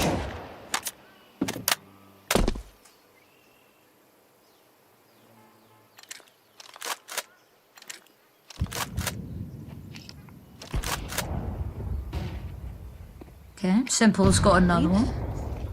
That's going to deter them. I say that's going to deter them from A. Era, the only player still kind of hanging around there. 3 versus 5. They've got to go back for the bomb. They've still kind of got banana control. They've whittled down a lot of the utility over towards B now, just a single flashbang, but they've still got so much work they have to do to actually get themselves onto site here. So much they have to clear and work with. Andu, smoke in his face, is actually just going to look to peek out potentially. Unfortunately, Nexa hops on through there. The flash is good, but it comes just a second too late. Nexa's found both, and now Era, just a matter of who finds the pick. At the beginning of the round, I was a bit scared with how passive again BC.Game was playing into that round and left Banana pretty much open for them to take. But when the eventual push came on through Nexa, which has been proven a really solid anchor there over towards B, he does it again, multi-kills, and with that, his 7th round he's secured, and it means for Alliance, sort of the time will start to tick to get more rounds on the board. Again, a lot of these rounds have been close. Yeah. But can't quite get it done just yet. I mean, BC.Game's already a way better CT side than when these teams last battled, which is a really good sign, because, of course, they lost to their own map pick coming into this, so an 8-4 would be incredible. 7-5, not gonna mind it. Twist through the smoke, trying to catch Andu off guard. Ooh, slightly too long range with the MAC-10. Smoke's going to go on out. Site is going to be sieged. And now Molotov just to clear out the backside. They're not going to spot anything. They can get the bomb down early here. Rotate's taking a second to come on through. And there's not much utility to work here. With one more smoke for CT, should they want to try funnel them in towards Church. Oh, Simple again on the all player spotted, and they're still clearing out Banana here, but the CT side is playing their A game. They're forcing players out of their position. They are conquering the side as we speak, and this utility, it is hard to get through. Where are the players? You have no idea. You are getting swamped, and with that, they lock it in. It is 8-4 here in halftime.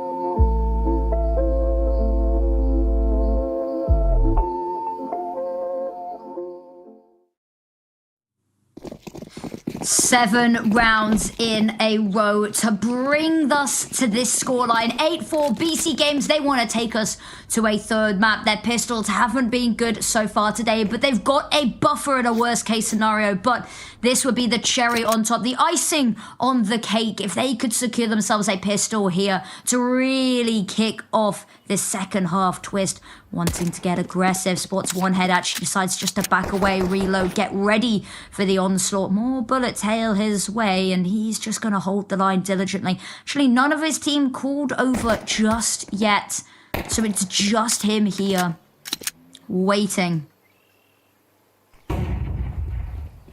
A slow flash comes out, doesn't really do much, but it could be a warning signal as to what is about to come. A smoke being dropped over here for Twist to use, but it might be a bit too late. He is going to be deploying it now. I'm not sure if it's really going to be stopping them. The answer is no. He gets decapitated, and the bomb site is going to be theirs. BC Game is starting off on a roll. They absolutely are. They've still got players in Banana to defend, so they don't even have to move away from the site to establish a post plant. No time taken at all. Difficult round to win here now for Alliance. There is a kit available on Upe, but have to get it to site first. Simple. Gonna peek one out there. Andu with another. He's gonna hear so much commotion. Takes down the first, but unfortunately the trade game isn't even gonna happen because Andu just keeps on firing. Prime taps with the last, and it is a massacre in the pistol, finally securing themselves one, and a 9th round in the mix, and that is going to stop that CT economy ever getting off the ground. Yeah, this is rough. And again, I mean, it's a bit of a reverse, because initially we started out with a T-side win as well, and a good early start for Alliance, but it only kind of stalled towards the latter stages of half one. And now the momentum has completely shifted, and honestly, BC Game is doing a lot better here in comparison to Ancient. Even though they were still sort of close, right now I really feel that BC Game has sort of answers for the protocols that Alliance puts into play.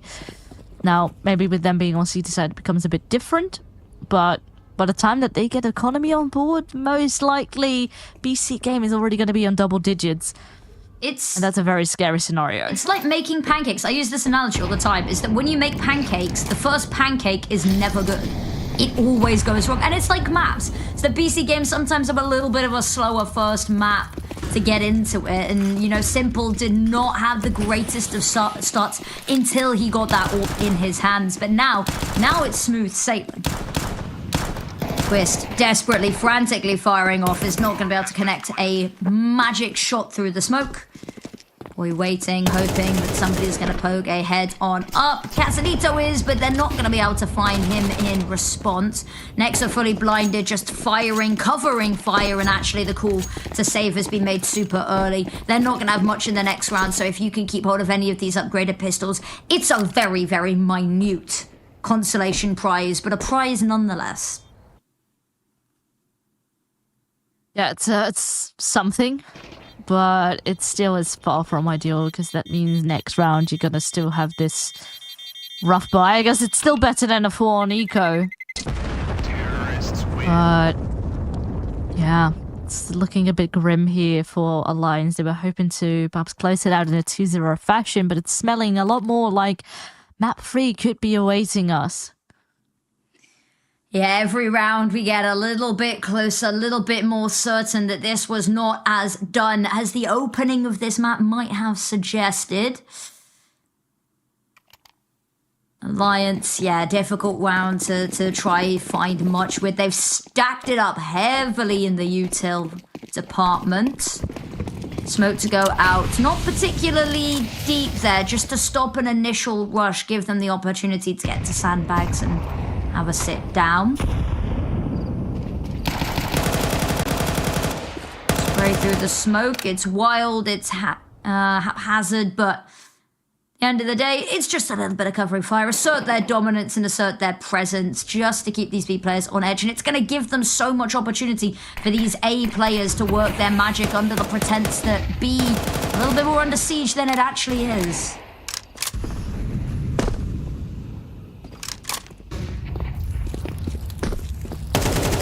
sure CTs keep them at bay for the time being.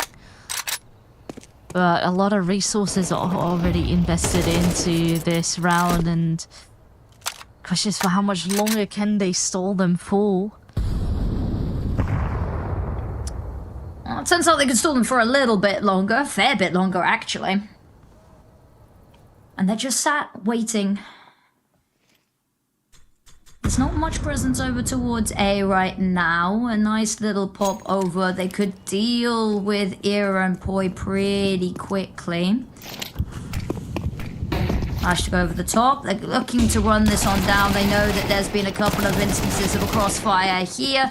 Era not going to be able to find anything. Desperately, frantically trying to get out of the corner that he was pinned in, but will be unsuccessful. Now 4 versus 3. Sight falls. There is absolutely nothing to get them back into this. A flash on Twist, but once that's expended and with so many angles, it's going to be impossible to deal with. And Twist is all the way in bottom mid, not going to be anywhere near the fight, and at this point, there's not even going to be weapons to pick up. Oh, it's very, very dire looking. I mean, Twist is about to get found as well. Nothing that gets taken home, and I mean, at least they can, you know, reinvest right now, but there is a lot of making up to do. Very, very large gap. Yep. And yeah, it kind of needs to be now. If it's not going to happen now, it's going to be over and done with. We are going to In the words of John Bon Jovi, it's now or never. It is. And unfortunately, there's not really much to work with financially in this round, and then next round is map points.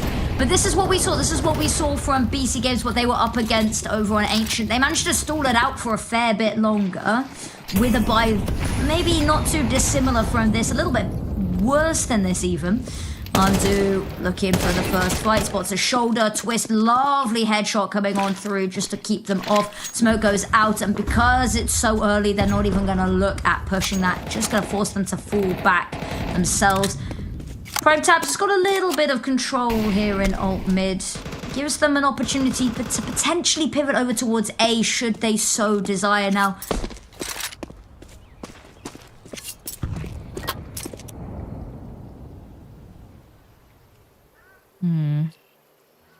well, Banana so far uncontested.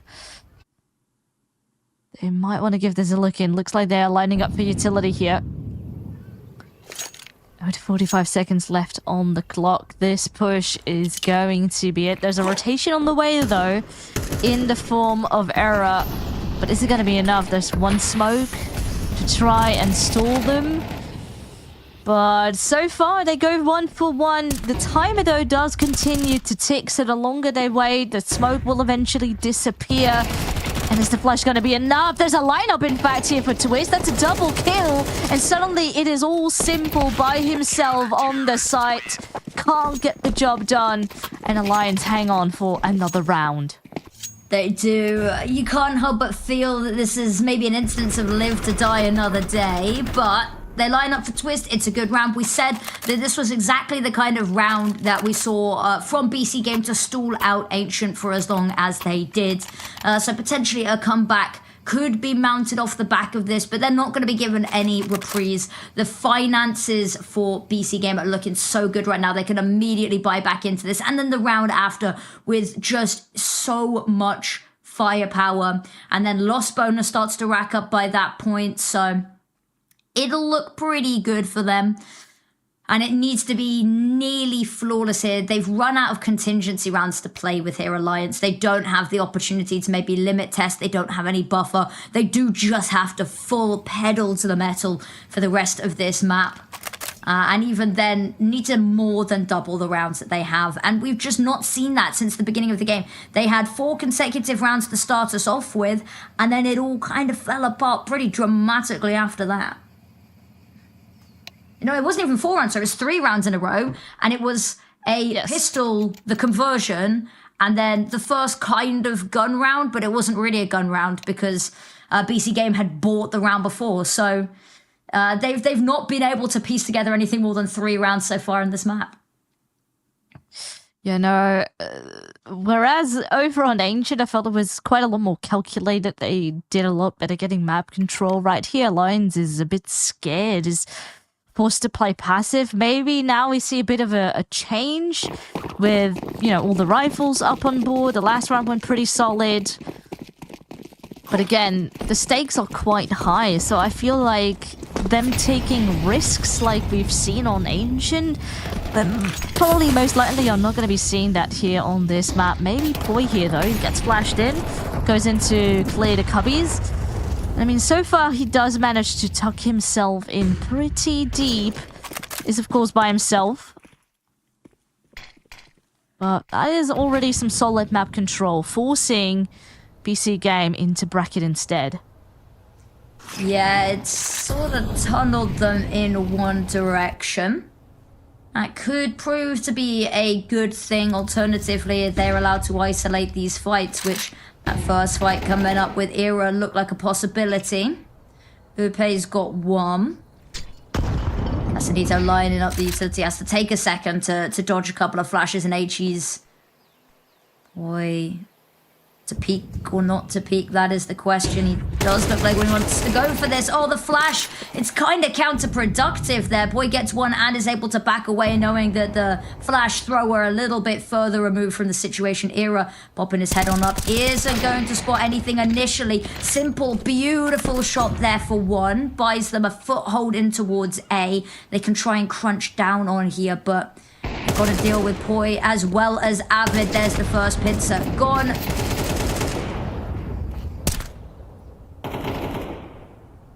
Oh, and suddenly it's Simple left standing with an AWP once more.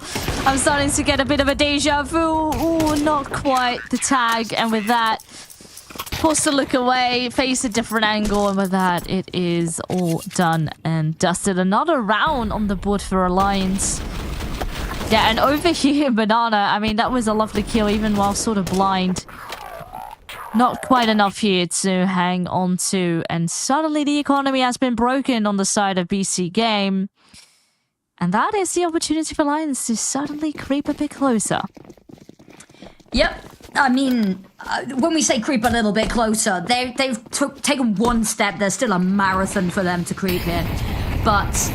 an opportunity, a window. They bought themselves an eco to go up against. Era missed shot to open this up. Would have been a lovely early find, because it means that, you know, you've got those pistols to go up against. You know that the overwhelming firepower, hoping that they can overwhelm with more bodies than you have bullets, but without that opening shot, it means that they've just got a little bit more strength to work with. Lovely flash onto Poi. He's now going to be trapped here in Sandwich. Good for one. He just holds down the trigger for a second. Voice can activate. Nexa gets one, but that's all he wrote. Simple, clean with the shots.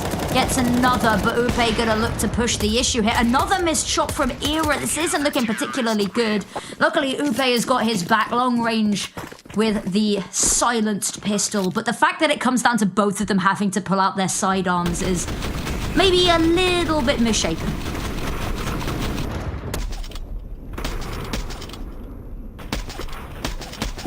Trying to connect it. But yeah, this is a lot better looking. Obviously, that was up against a lesser buy, and it's time to prove themselves once more now that there is AKs back on the table, with the exception of Simple. I swear, if they come back and win this, I mean, never say never. It is Counter-Strike. We have switched sides. CT is definitely the more favorable one for both of them. But now they go almost 1-for-1. Andu has been tagged, and so has Nexa, but it is eventually BC.Game who take the player advantage here at the early start of the round. They do back off out of Banana. Not quite worth maybe contesting for it, unaware of maybe there are a couple more players. And they just take it slow again. Yeah, good option here just to pull back on the reins a little bit. Gives Alliance a little bit more room to poke and prod. They've not heard anything just yet, but they've been really good, actually. The call to rotate everybody over to this A side, an absolutely immaculate read. Era needs to step up, finds the first pick. Avid's got the second. Falling back in the Molotov there to try and isolate that angle. Prime Taps has got 1-2. Even the numbers and Avid going down there is absolutely monumental. Era needs to hit some more shots. Nade kill finds one, and it's Snappy for the second. Simple goes down, and they buy themselves an 8th, narrowly avoiding a comeback into that round. And it's dispatched off very tactfully.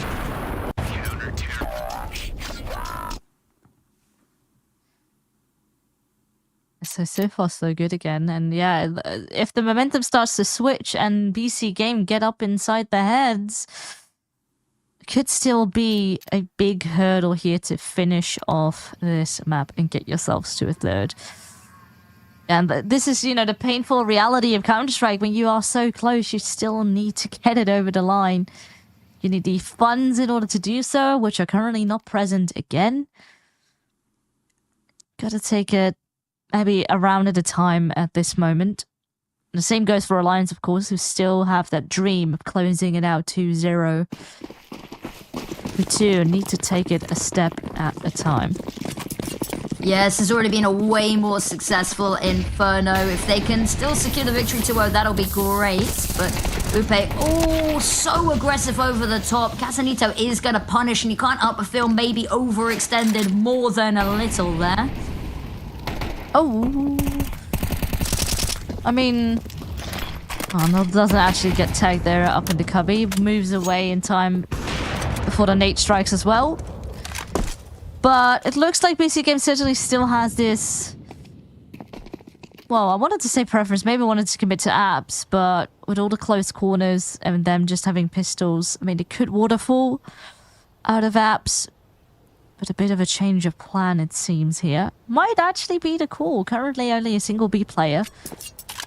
Now, B has been historically weak. They've had a lot of success over towards that side of the map. So, you know that last round they rotated everybody over towards A very quickly. So maybe you can hope that they've done the same in this round. And actually, as we can see, B site is looking particularly volatile right now.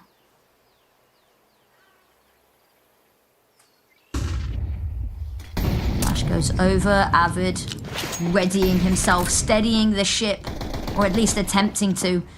Knows he's not going to be able to push through either of these angles. H needs to go over the top, hoping he can catch somebody on the cross. Open up an area for Era to work with, but actually nobody is going to be visible there. Bomb's going to go down, and they're going to try escape. Twist, lovely pick through the smoke there is going to keep them all hiding backside. They're actually going to start congering over to Church there. They were going to line up for Twist, but they line up for Avid instead.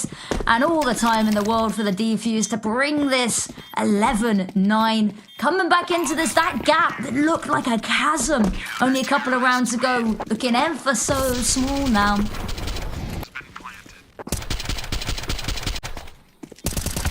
That was honestly the round of the lineups, it seemed, through the smoke and over towards Church.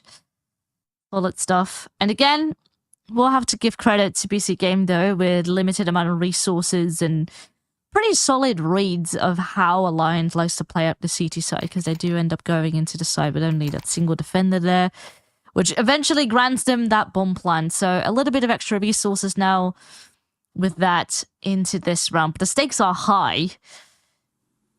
You know, you have, again, another shot of trying to get it to 12, and you still need to close it out, of course. But with Alliance now breathing down your neck, pressure is definitely getting real. Yeah, and of course, grand finals here, a slot in the regional division, VRS points, prize pool. There's so much on the line for these teams. Their prestige as well, as I think, is a big one. We talked about how both of these teams were in that first Cash Cup and have already done monumentally better, both of them, than they did last time. Alliance grand finalists through the upper bracket, having gone 17th to 24th in the first, and huge steps being made by BC.Game, of course, as well. So it's good to see such improvement already and in such a short window of time. Everyone warming up a little bit more into the series. I'm glad that this wasn't a complete wipe, because when they played versus each other last time, it was very quick affair. Absolutely, it was. And it was especially the T side for BC.Game where things got a bit lackluster when they switched sides. And they only won one round and then it was done. So far, it definitely looks better. But again, they are struggling more here on that T side. And we gotta wait and see if they can still do the job or if they once again will stagnate and Alliance will take over. Yeah, we will have to see indeed. BC.Game technically a little bit better rating on their T side on this map, and hopefully we can see them dig deep and draw upon that. Era missed opening shot, albeit very slim chance to hit that one, but actually is not going to be given an opportunity for a second. That ship has long since sailed over towards Banana. The whole team shuffles. There's a little bit more presence here. They're playing passively, so no opportunity for an opening sneaky pick on anybody playing car here. H goes on top of their heads, actually going to do a load of damage. Slowly pressing on forward. Smoke's going to go out, and it's not going to have too much effect with that CT smoke. Andu hunting for an opening pick. Boy, doesn't want to be the one to give it away. Gets one instant trade from Simple. Twist now hiding, so scared. Needs to find Andu. Here's the drop down. Here's the footsteps. Has to hide in the smoke, but it's not quite quick enough. Avid wants to run on forward to try stop this round hemorrhaging any more than it already has, but unfortunately just dies in the process. Makes the problem even worse. 2 versus 4. Yeah, the bomb hasn't gone down yet. Era's got an angle to work with, but with players on either side and a Molotov dropped at his feet, there's nowhere to go. It's almost to me, it's almost a bit of a miracle. It's trying to spray down through the smoke. Era sure will eventually get one kill, but now a retake with an ARP seems very, very unlikely. 1v3. Might still want to give it a look in. There is definitely funds on his back. Ooh, that's awkward, getting caught out. Trying to flash, gets double peeked, and that is a bye-bye. And eventually, the 12 that BC.Game was hoping for, they get it done. Yeah, I mean, at the end of the day, Alliance definitely is a lot closer than they were initially, because I believe it was 11-4, and now we have 12-9. So this is a lot more likely that Alliance can still try to fight for overtime here. But at least BC.Game here is has a definitely a big advantage now. They have a huge advantage. They have 3 opportunities to close this one on out. Era has missed a couple of shots, won't miss that one, however. Era dropping some util for Poi just to pick up if he needs to. Can throw a couple of deeper smokes there, go back and retrieve them, and they can now really bolster this A site. A decision to be made. Do they want to send Poi over as well? He's jiggling with the idea of it. Somebody needs to be the bastion of this B site in case they come back. Ooh, Era spotted a shoulder and heard a drop down there. H needs to go over the top. Oh, it's too greedy, hoping to soften them up. He's only going to give them over the pick that they need. Going 1 for 1 here. The trade game begins, and there's more players for the T side here than the CTs. Nexa tucked on into the corner, hoping for an opportunity to be presented. It will not. They have to make the first move eventually. Should I say that? Getting hungry to retake this control. They peek 1 by 1. They'll be taken down 1 by 1. And BC.Game, 1 player left. It's just Poi. You know that was the B player. The bomb planted. Ready up. 1 versus 3. There's a whole pelt of utility. There's a kit, but there's not a hope in hell to pull this one off. Look in the wrong direction. Gonna get swung on. And Nexa to find the final pick. That is it. 13-9. And we are going to map number 3. Yeah. I mean, this was a roller coaster of a map where I thought, you know, Alliance could easily still come back. Yeah, I mean, they had a very good comeback, we'll have to admit. That CT side looked a lot better, but they let a lot of stakes drop over in that first half, and that honestly made all the difference. So now we gotta wait and see, because for our very final map, we have Dust 2 awaiting us.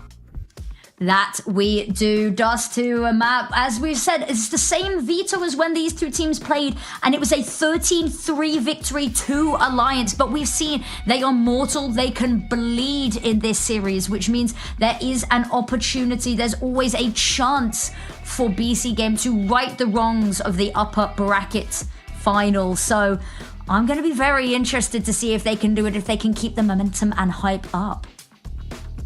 Yeah, I mean, last time around, things did not quite look so bright, but they didn't either on Inferno, and now BC.Game has managed to win that. So find out after the break how it will all turn out.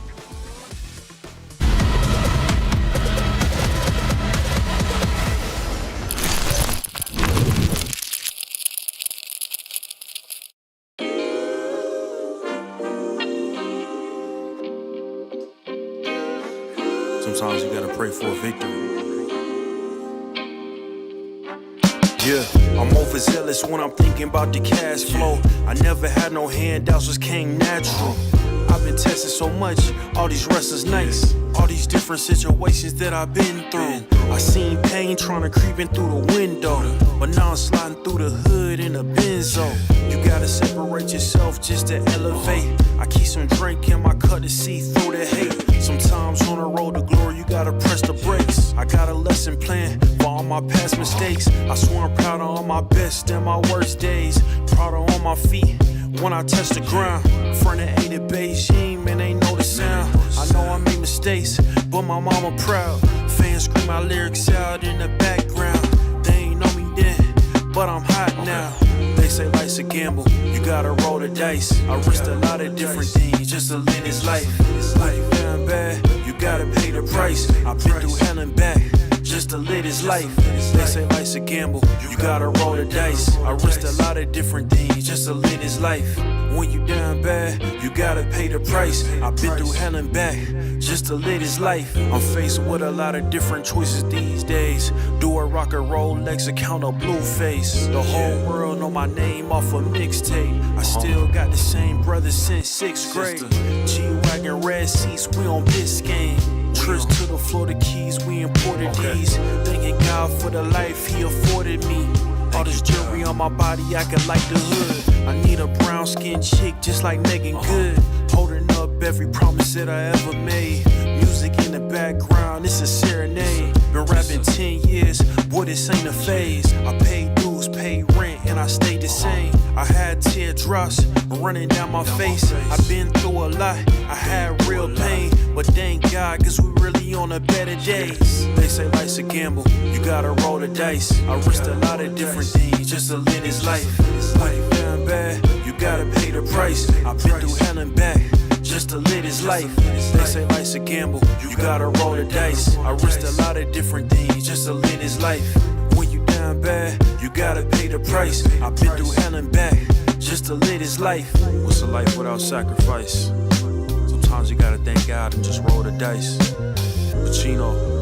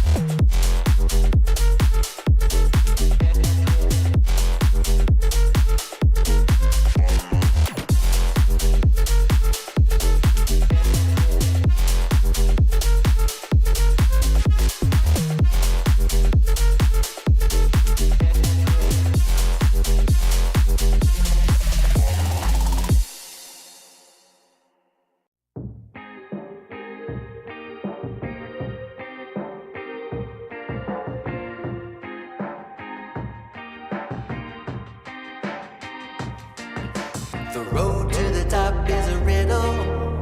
What will be my destiny? Money and fame are awaiting, but not enough is raining on me. Maybe I should give it all up. How much more can I take? Out here singing to the heavens. When I gonna get my break? I can run this town. Oh, I can run this town. Oh, I can run this town. Oh, I can run this town. How will I get out of the jungle? Everybody wanna stop me. 10 more steps up the mountain.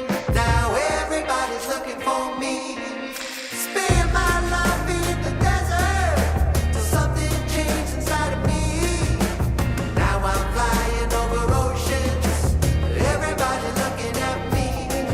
I can run this town. Oh, I can run this town. Oh, I can run this town. Oh, I can run this town.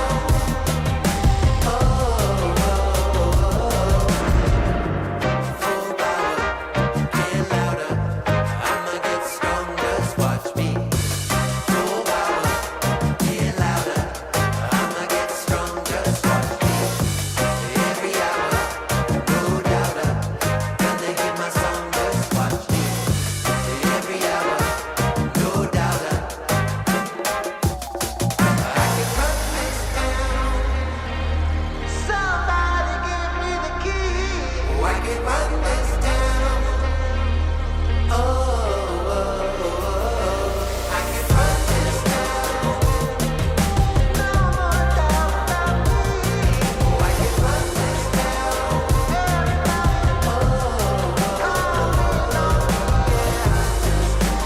Don't you know I got the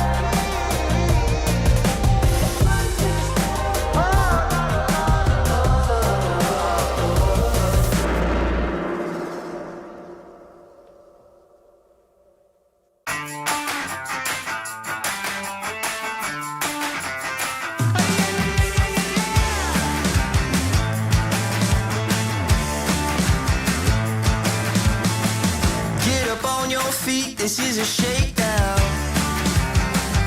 Order up that beat just like it's takeout. Show me you got soul inside those new shoes. And you can rock and roll with an attitude. So good, so fresh, just the way you like it. Just the way you like it. So good, so fresh. You're the new MC, you got the remix. Keep it on repeat, just let the beat kick. Everywhere you go, you bring the roof down. Everybody knows you got your own sound. So good, so fresh, just the way you like it. Just the way you like it. So good, so fresh. Yeah, you like it, the way you like it. Oh, yeah, you like it, the way you like it now.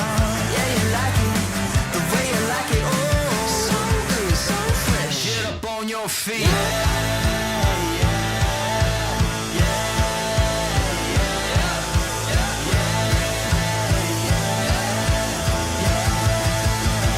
Show me you got soul.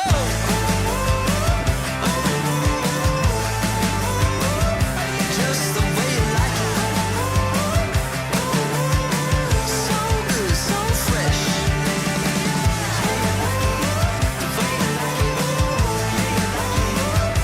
Just the way you like it. The way you like it. So good, so fresh. Get up on your feet, this is a shakedown.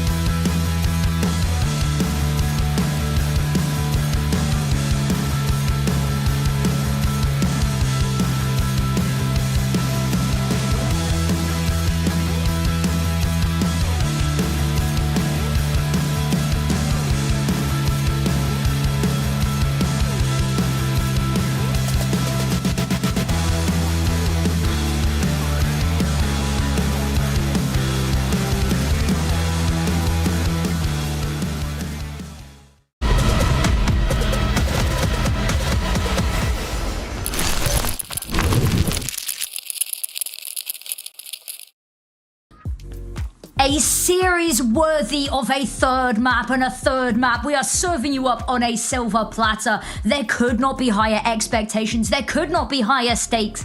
And I am beyond excited. Just to the final resting place of this series. It's gonna be a very, very exciting game here for our final one. It's the penultimate, or the last map. We just had our penultimate one, and I mean, previously we had a tier 0, and already here we're being treated with one more, and already a closer affair. Everything is screaming that this is the grand final. Now, for our very final map, we are going to Dust 2. Previously, this was the very first map of the series. It was a 13-3 in favor of Alliance. But then again, Inferno went a bit different as well, this time winning by BC.Game. So honestly, everything can be up for grabs.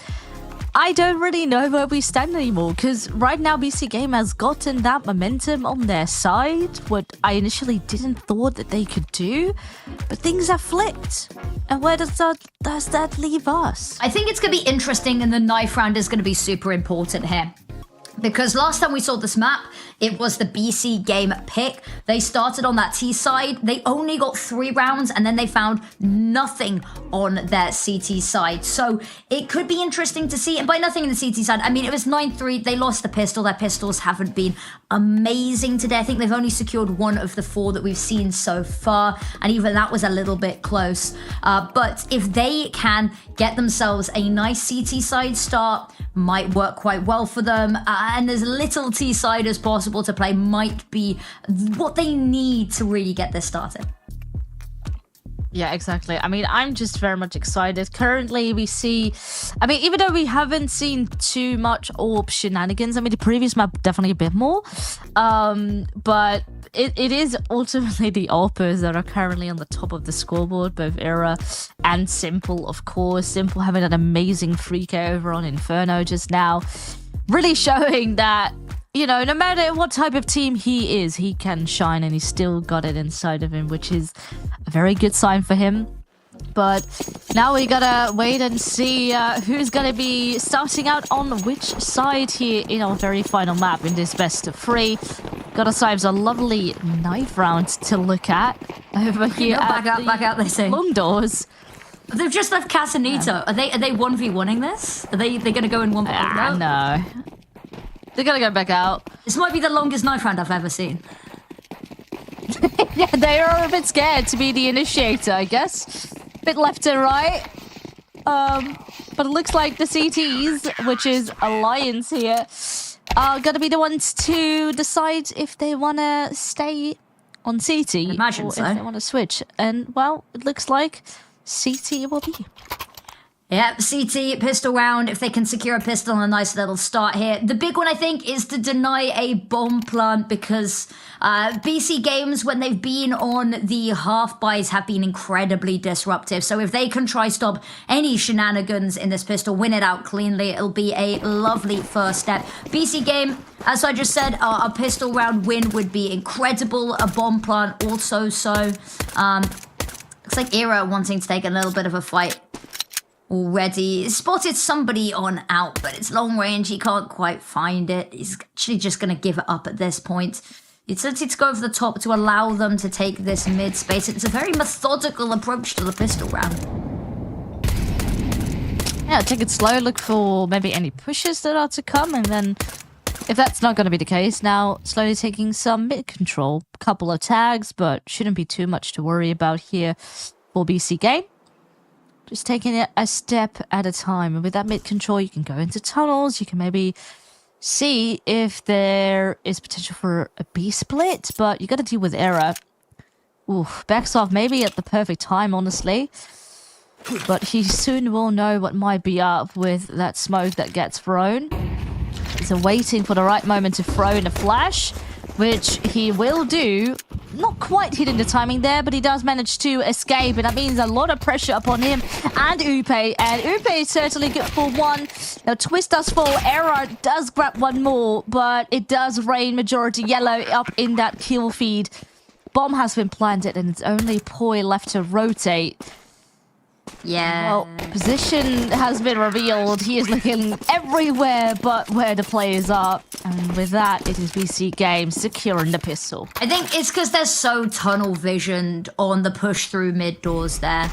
Is that they are not expecting Casanito where he is. He's so disruptive there. And the fact that he's still going towards the end, lovely round, lovely positioning to draw so much of the attention away. Make them think that mid is the only place that they need to be particularly worried about. As we said, pistol rounds haven't been great, but we said we wanted a pistol or we wanted a bomb plant. We were given a pistol. We've been given a lovely buy. There is going to be a force to try and counteract this, get themselves back on the board and in the running early on. Upe doing more damage to his own team than his opponents right now, but they've established so much heavy control here initially, and actually now going to back away, maybe feeling a bit overkill to have stepped this far. I mean, maybe it's these types of risks that can help win a round that you feel that you maybe need in order to secure it. Well, I mean, but you know, it's the high risk, high reward. This is where they were burnt in the pistol round, so I think putting the extra focus there is good. But the issue is that the only eyes that they've even got remotely near mid is Upe and tunnels there, and he's not exactly had the widest window of view. But there's a lovely opening shot. Nexa not able to trade it on up. Era close range with the MP9 pixel angle to work with, gets one. Nexa being chased down here by Upe.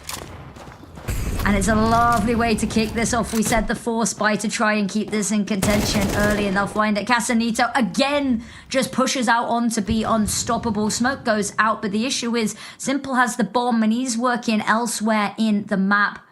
Potentially able to get a little bit of a timing over towards A, unsuspected. But they are floating the idea right now that B might not be the final resting place. Slowly but surely creeping out on short. Still tucked in, seated. Oh, this timing can be everything. Casanito finds the kill. There's a trade though.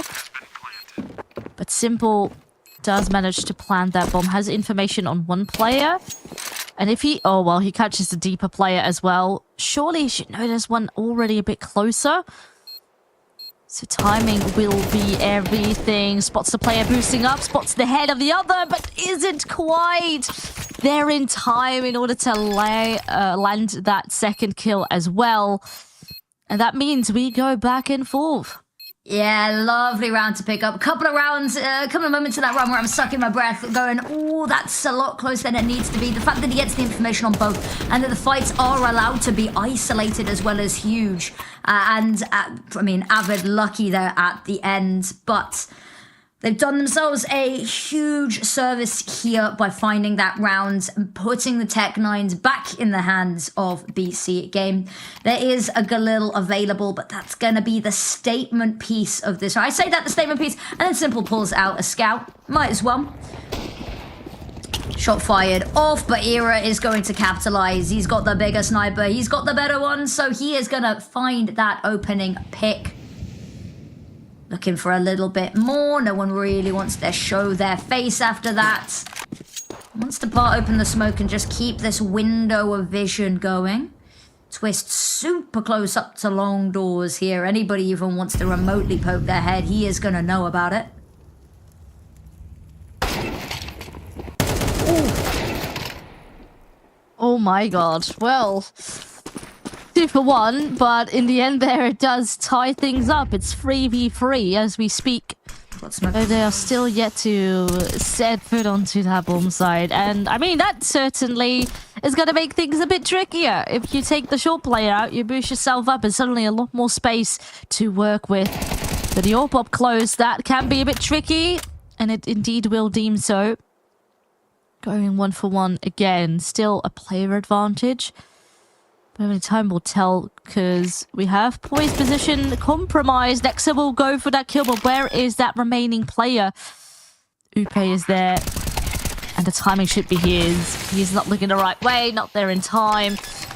Sure, bomb plan secured, but the follow-up round will go the way of Alliance. Yeah, that short player going down is absolutely everything. Prime taps, needed to stay alive there realistically. Again, I got a little bit worried towards the end because it came down to a matter of 2 1v1s. Utility caught out. Boy goes down, but luckily it just managed to sneak around, hadn't been spotted at all. A single footstep or anything gives away the game and could go very differently, but alas, not how the round played out. Era's got AWP in hands. BC.Game, again, with a little bit of a weaker buy, but they still really want to say something about this. They're not going to let any of these rounds go quietly. This is early here for a timeout. Yeah. I mean, I am, maybe a bit skeptical with how early this is, and so far it's still pretty back and forth, but I guess BC.Game definitely does feel the pressure of this final map. This is sort of kind of a do or die moment. Sure, you have your prize money, you have your VRS points, but it is that number 1 spot that gives you a shot of making it to Pro League, and if you don't make it now, you got to do it all over again with another full-on cup in about 2 weeks from now. Yeah, and it seems that everyone has been ramping up. Like, the improvements we've seen from ECL Cup 1 to 2, especially for these two teams, but across the board, the level of CS we've seen step up quite dramatically. So it seems to be getting harder the more that everyone is warming up into the format. Oh, Twist bites off way more than he can chew with that peak, and it's going to leave this A site feeling very wounded. They're going to call people across really early to try and deal with this. Once again, go out long here. So far, just smoke there. But gonna try and make themselves through, make it disappear, a bit back and forth, and they actually managed to deal long range with the AWP. A lot of pressure now coming their way, and honestly, this should be the end of the round. It's only Upe who is left standing on the other side of the map. Yeah, I'm not sure how I feel about Era's position there, because there was a little bit of a window over towards the right, but he didn't really feel like fighting that angle. When the HE gets blown open, there's a missed shot, and he stood basically out in the open. And when all of his support system goes down, it's just there's nothing left for him to work with. He stood out in the open with a weapon that's not even going to let him escape particularly quickly. Upe is going to be fighting for his life to keep hold of the single solitary rifle. Oof. Not gonna stand much longer. And well, I guess the timeout that we were perhaps a bit skeptical of, it definitely did work out. I mean, as you said, the positioning on the side of Alliance wasn't maybe the greatest either. It's a bit of both. But, you need to adapt, you need to exploit your enemy's vulnerabilities, and so far they did a pretty good job doing that. And then hoping to see if they can convert onto a little bit more. Definitely economy-wise, it is heavily in their favor. Twist already taken out, Poi taking a good hit with the AWP. So far, a good start. Yeah, an absolutely lovely start. Era now just with the scout, hoping to find something. He's going to have a whole onslaught to try and deal with. First player picked off. Oh, just ahead, visible, but that's all he needs, especially with the scout jiggling with this angle, wanting a little bit more. Unfortunately, long-range headshot with the Galil's going to put all of that to bed, but he's whittled the numbers a tiny bit. Jump on up to short there, Undo. Gonna try and punish. Smokes are there to cross, and this is a very awkward angle for them to try and fight. But there's a player trying to crunch long, but so far removed that it's not going to be applying any pressure, and by the time that he can work his way around, that bomb's going to go down, and it's going to be an even harder fight to try and win.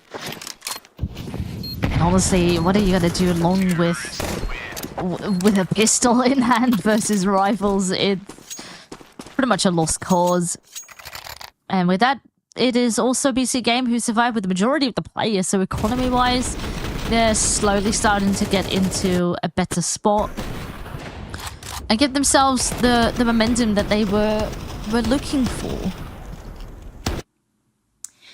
Momentum has been very much a hot topic today. Alliance, I mean, they had a little bit of a look there, but BC.Game just stormed through that first half of Inferno.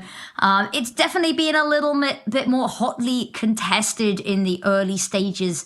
This map, in another tech pause, I can't help but worry sometimes. We talked about momentum. It keeps getting, stagnated and cut off a little bit by this choppy stop, start, stop, start. And with the back and forth, the economies as well have been in a spot of bother. But with Alliance on the CT side, that's going to feel the burn of that on and off a little bit more. Yeah, we've actually had quite a bit of, I mean, not major tech issues, but definitely a couple of rounds where there were some small slip-ups. Technical-wise, but luckily they get resorted to quite quickly. But, yeah, only Castanito, I mean, he has this bonus weapon, which is a Mech 10, so he can just get up close and personal, farm a bit of extra cash, help out the economy even further, because right now they are up against just USPs, so it's gonna be a stack, which actually might end up walking into, because all 5 of them are going to be exiting long doors and awaiting potential demise. Oh, Castanita certainly has spotted him. Simple now as well. Looks like they are still going to be going for it. Not evading the danger, just hunting them down. Prime taps, sure, did fall.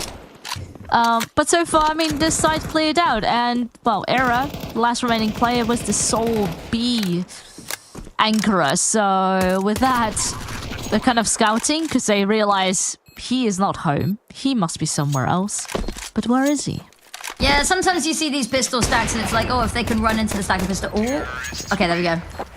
I was going to say, there's no doubt in our minds, but with the pistol stacks, there's usually, if you can try and overwhelm and you can find an opening pick. But the issue is that it wasn't the overwhelming firepower of everyone there. They were just in one place to be taken out in one foul swoop.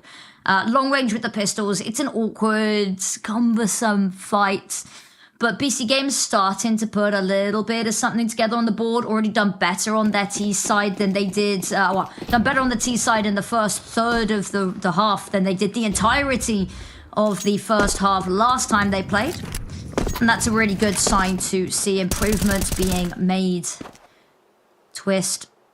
Early bit of a look. Keep hold of this control. He's worried that somebody might have crossed. Now, we can see that they haven't, but he's still got that bit of a doubt in his mind, and Flash to go over as well is going to allow him to push a little bit further if he'd like to. But actually, maybe the call to back away might be the right decision.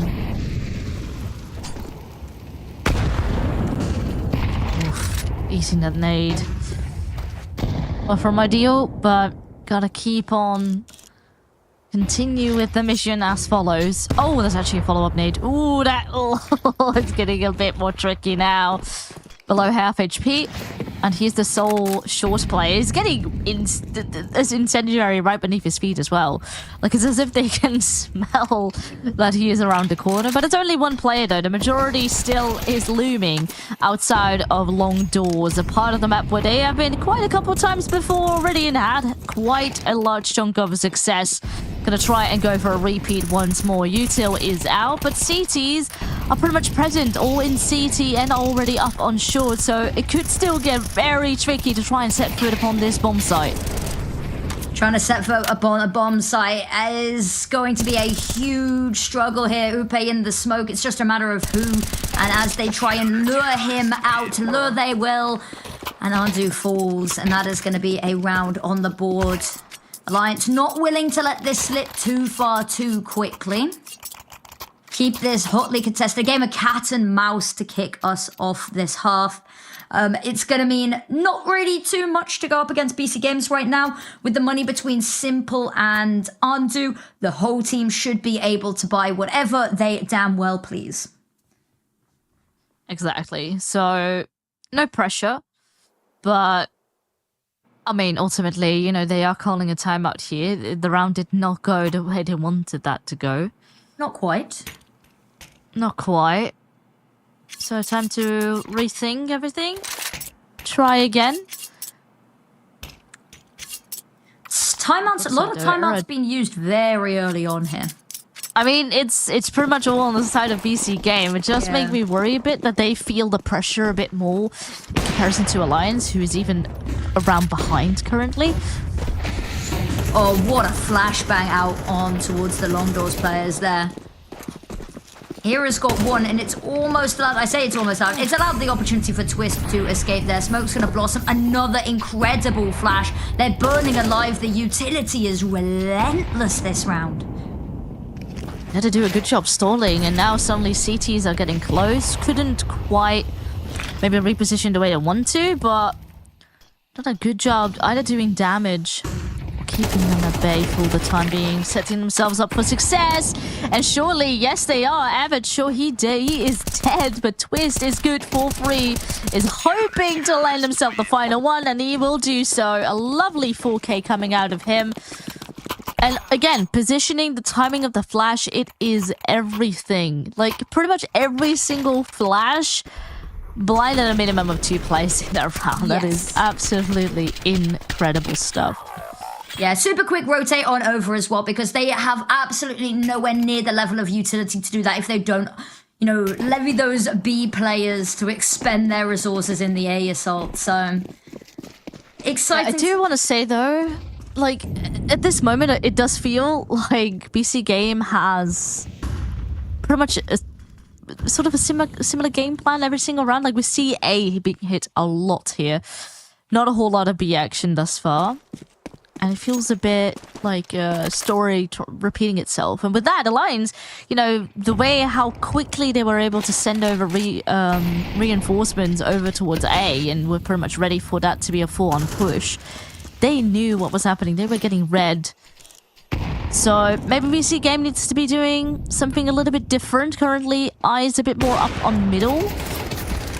And, well, they know that there's an AWP right behind that smoke, and with some pistols in hand, you might just want to see if you can rush a bit fast, see if you can overwhelm, and they will do so. The AWP is left there. Gonna clear this out. Yeah, they are. Flash, ooh, goes over the top. Twist, not quite expecting them as far along as they are in this attack. Boy, heading on up. So many heads to shoot on, but every time they take down one, another one appears.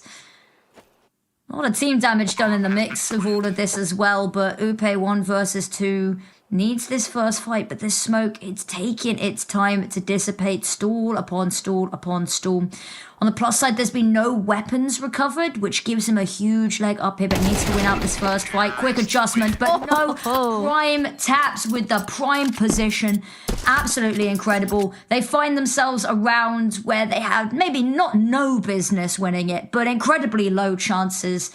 Put themselves a leg up, and we've got whiplash with how much we're going back and forth between these teams. Yeah. Oh god. It is Dust 2, isn't it? Now, yeah, as you said, like that, it wasn't like it was completely impossible for BC.Game to win that. But I do like that they had a bit of a different approach that I was hoping to see, and especially in a round like that. With the AWP revealing itself, trying to rush him down, get mid-control, and I guess take it from there. And I did a pretty solid job. Now, resources are a bit more stable. Not quite as much on the Alliance side. Just upgraded pistols, not a single smoke or flash in their hand. In their case, it's definitely going to ask a bit of a miracle for them to hang on to this defense. Yeah, cling on for dear life might be an apt analogy. Slowly through tunnels again, looking to favour this A site once more, but to be honest with you, if it ain't broke, don't fix it. Nade to go over the top, allow Anzu the space to push. Deeper nade to get them round the corner here. It's not quite burnt out, so they have to stall themselves for a second. Get one step closer, taking it stride at a time. Now comes the treacherous corner. Smoke to go over the top. No head spotted yet. Flash to go over. Oh, lovely pick from Poi. Spamming away, still got some life left in him. And even after that juicy nade there, it is finally prime taps to take him on out. Simple, low HP amidst all of this as well. But Casanito, the king of positioning, the king of timing this map, Has to do it once more. Finds the first. Manages to back away, spraying desperately, trying to find a second, but knows that being greedy could cost him the round. Nexa round the corner here. Are they aware that there is a player hiding? Oh, there's an idea. Upe goes down. Casanito just covering fire. That's all they need to do is stall and stall and stall. There's no kits available right now, and time's starting to wear a little bit thin. They're going to back away. Reload comes on through, and they're just going to filter down long. An exit plan needed.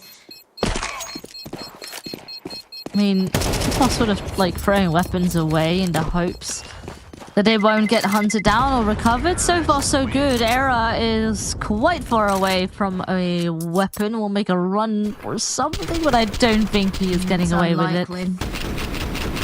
So yeah, couple kills, but not a whole lot of damage dealt in this round. So we keep seeing Alliance getting stuck on 4. Feels like a bit of a repeat of our previous map where we had this 6-4 half and things looked a bit shaky. Just a little bit. Tech pause comes up, and again, we talked about it being a choppy half. But it seems that BC.Game's thriving in the anarchy and the chaos of the back and forth a little bit more than Alliance are. Alliance seem to be unable to really find footing if it's not within the confines of a really heavy streak of momentum.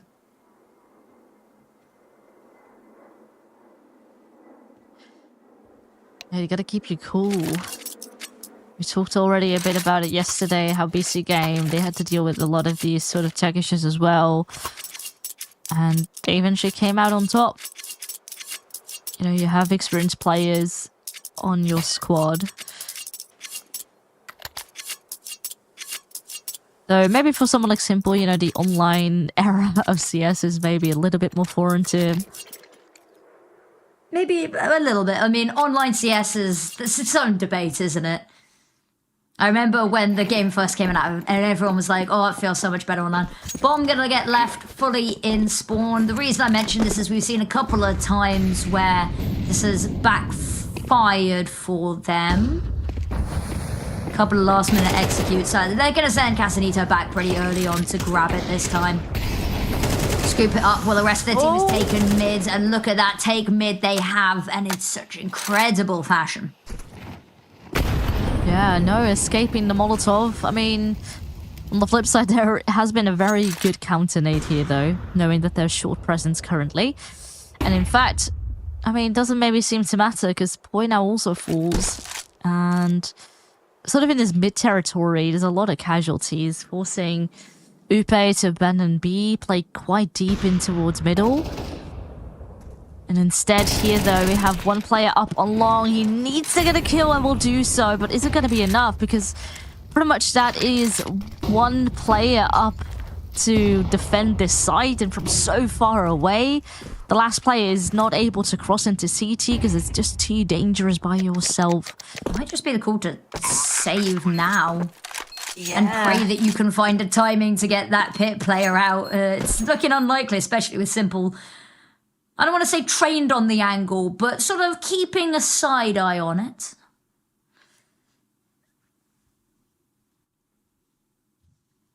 Yeah, escaping this is also one part. I mean, technically you can survive in the pit. Everyone's already on the route to exit, expecting what is indeed not quite coming their way. So everyone's sticking together, holding on to their weapons. And we're looking at the very last round of the half now, as the scoreline becomes 7-4. Now, we had this 8-4 affair already over on Inferno, and I'm starting to get a bit of a deja vu as we speak. With how, again, on 4 rounds, Alliance falls a bit quiet, struggles with economy, and is not able to pincer through the adapting play of BC.Game. Well, if this series is anything to go by, what will happen is this will be an 8-4 half, and then it'll be 9-4, and then a miracle round will come on through, and then we'll have a comeback. We haven't seen an overtime yet today, but we've had a lot of superficial comebacks, haven't we? We've seen a lot of really early like round leads, and then an attempt, but then they fall kind of a little bit flat on the comeback. I either want to see a proper comeback or potentially BC Games just run away with the series, because it's felt they've been on the back foot for quite a bit. This feels like the first map they properly felt in charge. I said, actually, no, it's been a bit back and forth. You know what? I won't stand on that one. Simple, lining up the first shot, not quite able to connect it as they fly by his vision. Still, that's good damage. Earlier on, a player that he would love to play close with, having an MP9 on him.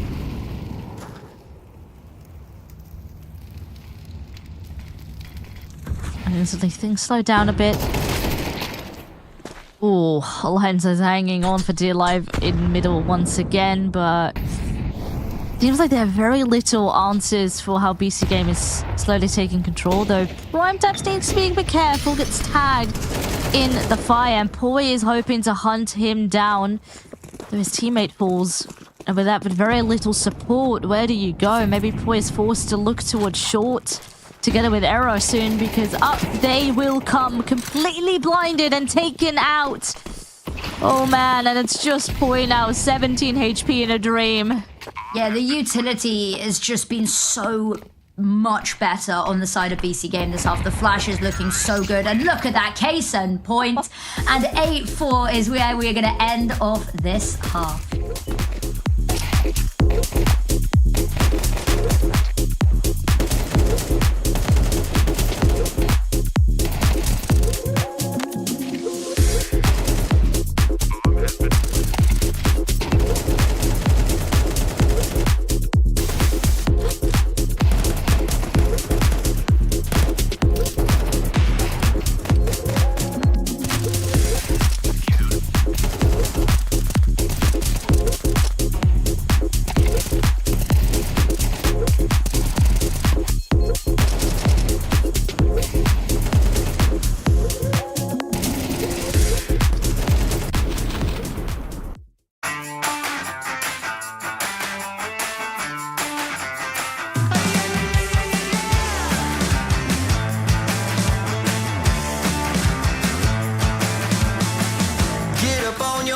This is a shakedown. Order up that beat just like it's takeout. Show me you got soul inside those new shoes, and you can rock and roll with an attitude. So good, so fresh, just the way you like it. Just the way you like it.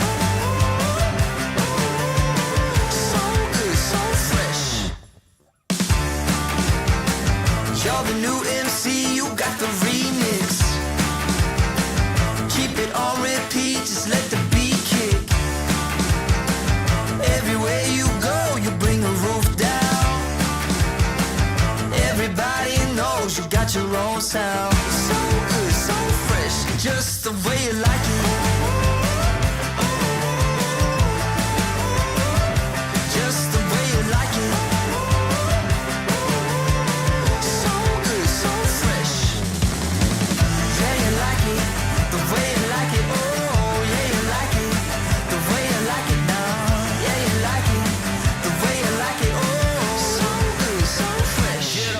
Feet.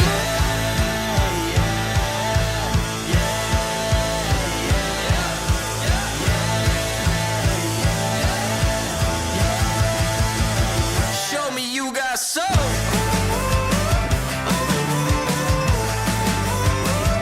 Just the way you like it. So good, so fresh.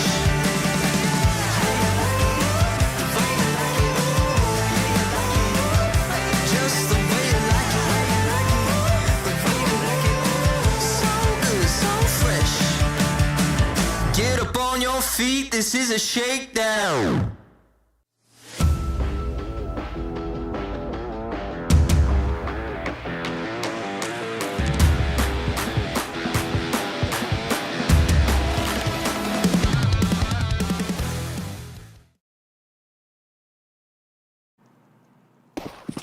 All right, we are back into the action as currently our scoreline here is 8-4. It is the final map of this best of 3 final, and we are soon to find out who will be our winner, who will go on to Pro Leagues. Currently a big lead here in favor of BC.Game as they are looking to turn the odds in their favor. Now, big chunk of dualies on board here for them, hoping to give themselves a bit of extra firepower, but where will Alliance go?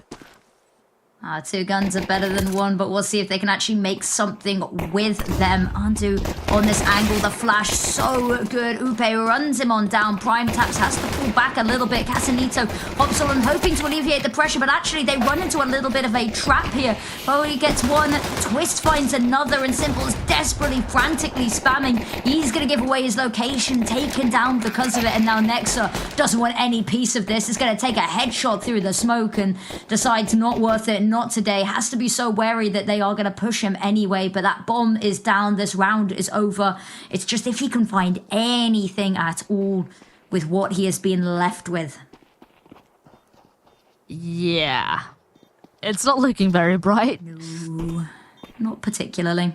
I mean, he hears people around him a bit paranoid, maybe someone behind. He's actually found a really incredible timing to work with here.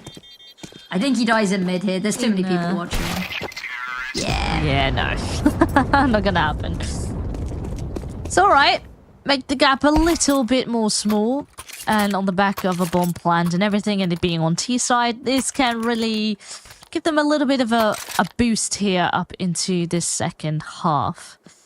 Yeah, we talked about them, a very momentum-based team, so if they can kick this half off nicely, and with the CT economy being a little bit difficult to manage at times, they've bought themselves the biggest advantage they could ever ask for. Don't worry, Avid, we've all missed the jump up sometimes. Sometimes you just walk into the curb, it happens.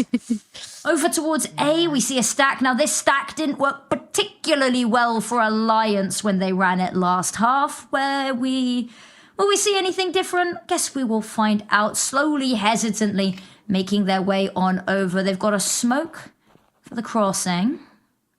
Not that that's going to matter too much. It's going to be straight out and execute onto this side. Walking into the stack of pistols, though. I mean, there's good tags, but not enough to kill them. And with that, a follow-up security for Alliance. Keeping the majority alive as well, which is a good sign. And they can slowly start to build up that economy here to give them a bit of a reservoir to, yeah, march on towards that finish line.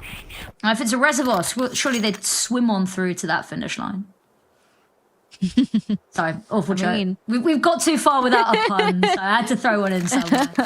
Timeout being called from Alliance. Now, we haven't actually seen them use all too many this series. BC.Game, I believe, burnt 2 pretty quickly. 1 before round 4, and then a second one in a couple of rounds after that. So they've only got 1 more to hang on to, but a timeout being called here by Alliance still gives them the opportunity to get the coach on the line, have a little bit of a conversation about how to set themselves up to keep this lead going, because they're running out of opportunities to establish themselves a little bit of a buffer. I mean, the BC.Game find a blow back right now that could already come and sting, even though there is, as you said, a bit of a buffer left for Alliance, even if they were to lose this. But, you know, eventually the rounds are going to run dry. You need to strike now. Get yourselves a lead back in. And it's easier said than done, especially up on the T side. Gotta have a game plan ready so far. Seem to be going in a bit of a similar strategy as what BC.Game did in the latter stages of that first half. Focus on middle, split out from there. Mainly short was a part that they exploited a lot.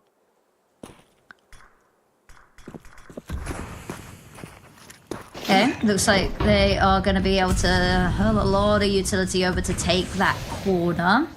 Smoke comes over the top though, and that's going to stop everything in its track, force them to back away, find a new angle, or to wait it out. But they don't seem particularly patient here. No, they want to go for the fight. Andu forced off the corner. Gonna catch the first Upe as he jumps on round, and Poi wants no part of this. He doesn't want to trade. He doesn't want to be involved in this fight. He's going to be dragged into it anyway and taken down. Era falls as well, and just across the map, the blanket coverage reigns supreme. Twist hoping he spotted ahead, but now as it ducks down, he's not going to find anything. Maybe Avid can alleviate the pressure. Absolutely not. He falls, and that's going to leave even more weight on Twist's shoulders. He's stuck in the pit. That's a very dangerous position to even try and escape from right now, with no support, with no knowledge of what's going on in mid. Now, we can tell that he's got a little chance to escape, but he does not know that. He's just going to sit here and wait out that timer, hope that no one's going to push him, and no one's going to press the issue. Yeah, at this point, you know, in BC.Game, this only been their very first round one. Sure, there was a bit of a loss bonus for them to work with, but keeping it clean, not throwing away unnecessary resources, that is the way to go right now, to give yourself a clean path towards victory here. Of course, still, we need 4 more rounds on their end, but keeping that gap as big as possible to give themselves breathing room. That is what they desire. Now, maybe not the most optimal buy here on the side of Alliance. Upe just on a deagle. But it could definitely be a lot worse. This is a round that they could still make work. It's only a question as to how, because last round they were kind of being stalled in towards middle. That game plan with going into CT. They were being a bit hesitant. You know, they lost that initial player. They didn't know if they wanted to back up, if they wanted to trade, if they want to commit. And that hesitation eventually cost them the round. So we need maybe a bit more assertiveness from them and decision-making in order for them to come out victorious. Yeah, it's when they were being assertive that they were finding the most success, especially over on, if we can cast our minds back to map number 1, Ancient. Feels like so long ago now, but here we go. They throw a little bit of utility, no, back and forth. They're kind of shuffling around, twiddling their thumbs. Smoke's faded, so now they've got to go, but a Molotov at their feet. That's going to give them more excuse just to wait.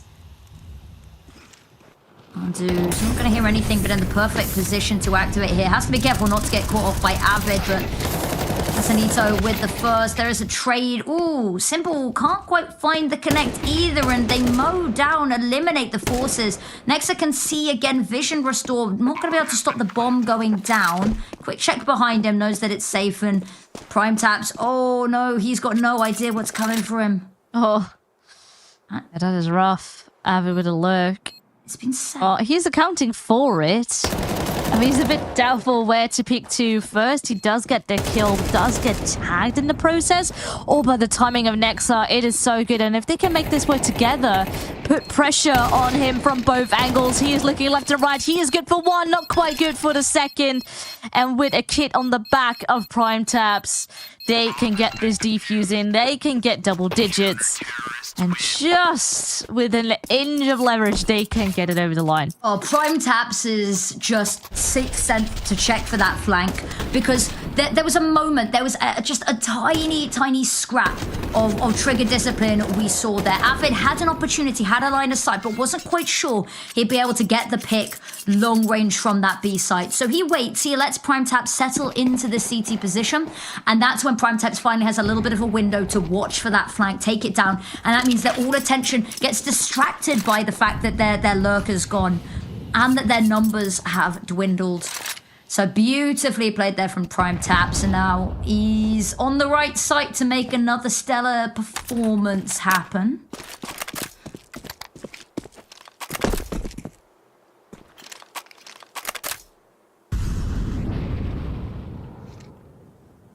I'd love to see a round where they try something pacier here, Alliance. Yeah, currently it's been more of this default play, just waiting it out, seeing if there's any pushes. And right now with limited amount of utility, this is maybe the plan that you hope to see.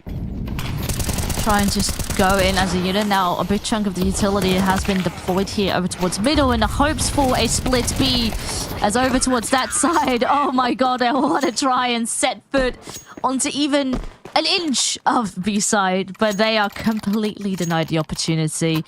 Lovely anchoring there coming out of BC.Game, and suddenly the timer is starting to tick because Alliance, you know, we got a little bit more out of them in the beginning of this half, but the gap is starting to become scary close, and now 11-6 as BC.Game only needs 2 more rounds.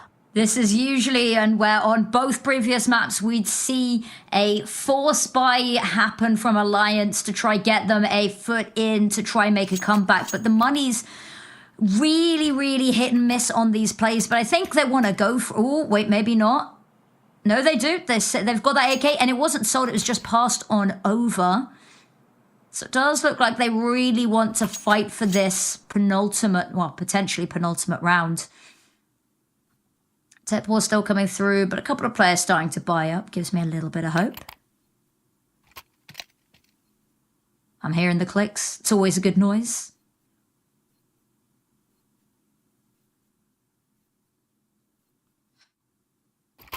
Gotta be patient here. And again, these little sort of bumps in the road are far from ideal. Especially, I feel like if you're Alliance here, like you wanna get back into the game, you want to have the game plan executed, and the longer sort of this anxiety can build and all these thoughts in your head can roam, the tougher it honestly gets. Yeah, indeed. And we talked about this being back and forth, and that when it's a little bit choppier, it seems that Alliance can't quite find their footing. When they're able to get, you know, a foothold, they climb so quickly. But when they've not got, you know, 2 rounds that they've managed to piece together, it feels very stop and start, very haphazard. So they're a team that relies a lot on momentum at times, and they've just not been gifted the opportunity by that. Between the tech pauses, between BC Games always having an answer for them here, it is certainly being a little bit more difficult for them. Like, honestly, what a difference this game so far has been in comparison to the first time these two teams faced each other here, which was only 2 days ago. But back then, you know, Inferno, you know, today already around was a lot of a more closer affair. Last time it was 13-6, and now we were thinking, okay, maybe we can even see like something like an overtime. And right now here on Dust 2, last time 13-3 in favor of Alliance, and look at the scoreline now of BC.Game. I mean, they weren't able to do a single thing up on CT side, and currently they are, well, picking up, getting that momentum on their side, and potentially finishing the game on that side. Yeah, I mean, poor BC Games, they've had to come back into this series, you know, and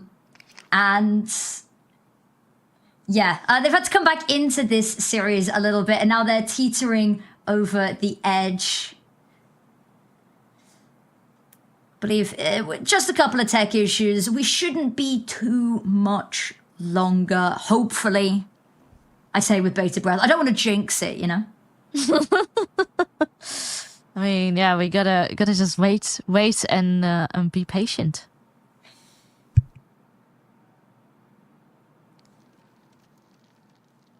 Well, we are going to go to a very short break, guys, just to make sure that everything is ready. We can put the flourishes and the finishing touches on this. We're going to head to a short break, and we'll be back as soon as we can to get this game underway and concluded.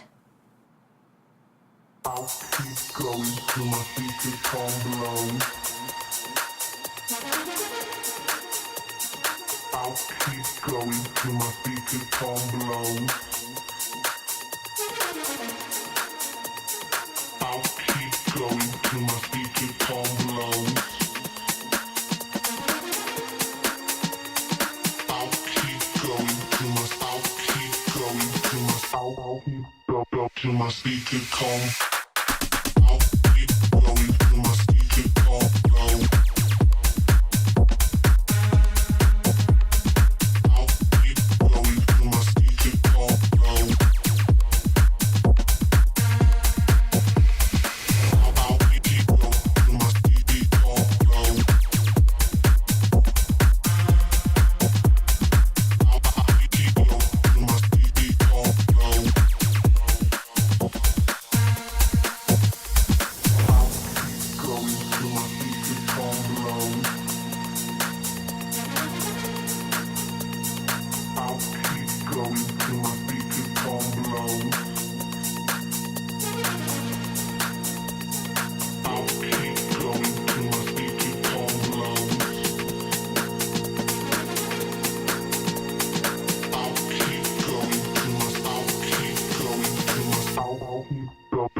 my speaker combo. I'll keep going till my speaker combo. I'll keep going till my speaker combo. I'll keep going till my speaker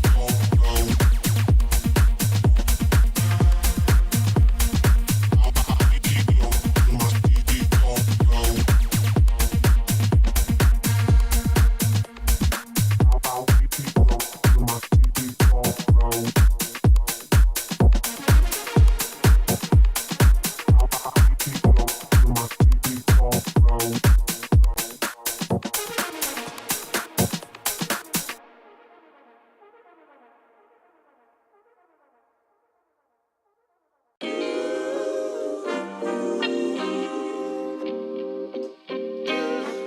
Sometimes you gotta pray for a victory. Yeah, I'm overzealous when I'm thinking about the cash flow. I never had no handouts, just came natural. I've been tested so much, all these wrestlers nice. All these different situations that I've been through. I seen pain trying to creep in through the window, but now I'm sliding through the hood in a benzo. You gotta separate yourself just to elevate. I keep some drink in my cup to see through the hate. Sometimes on the road to glory, you gotta press the brakes. I got a lesson plan for all my past mistakes. I swear I'm proud of all my best and my worst days. Proud of all my feet when I touch the ground. Front of 8 at Beijing, man, ain't know the sound. Welcome back, everybody. The suspense building and the pause only helping to build it further. Simple wants to close this series out, and an opening pick right here would be an incredible way to start, but he's not going to be awarded the fight he's so desperately itching for.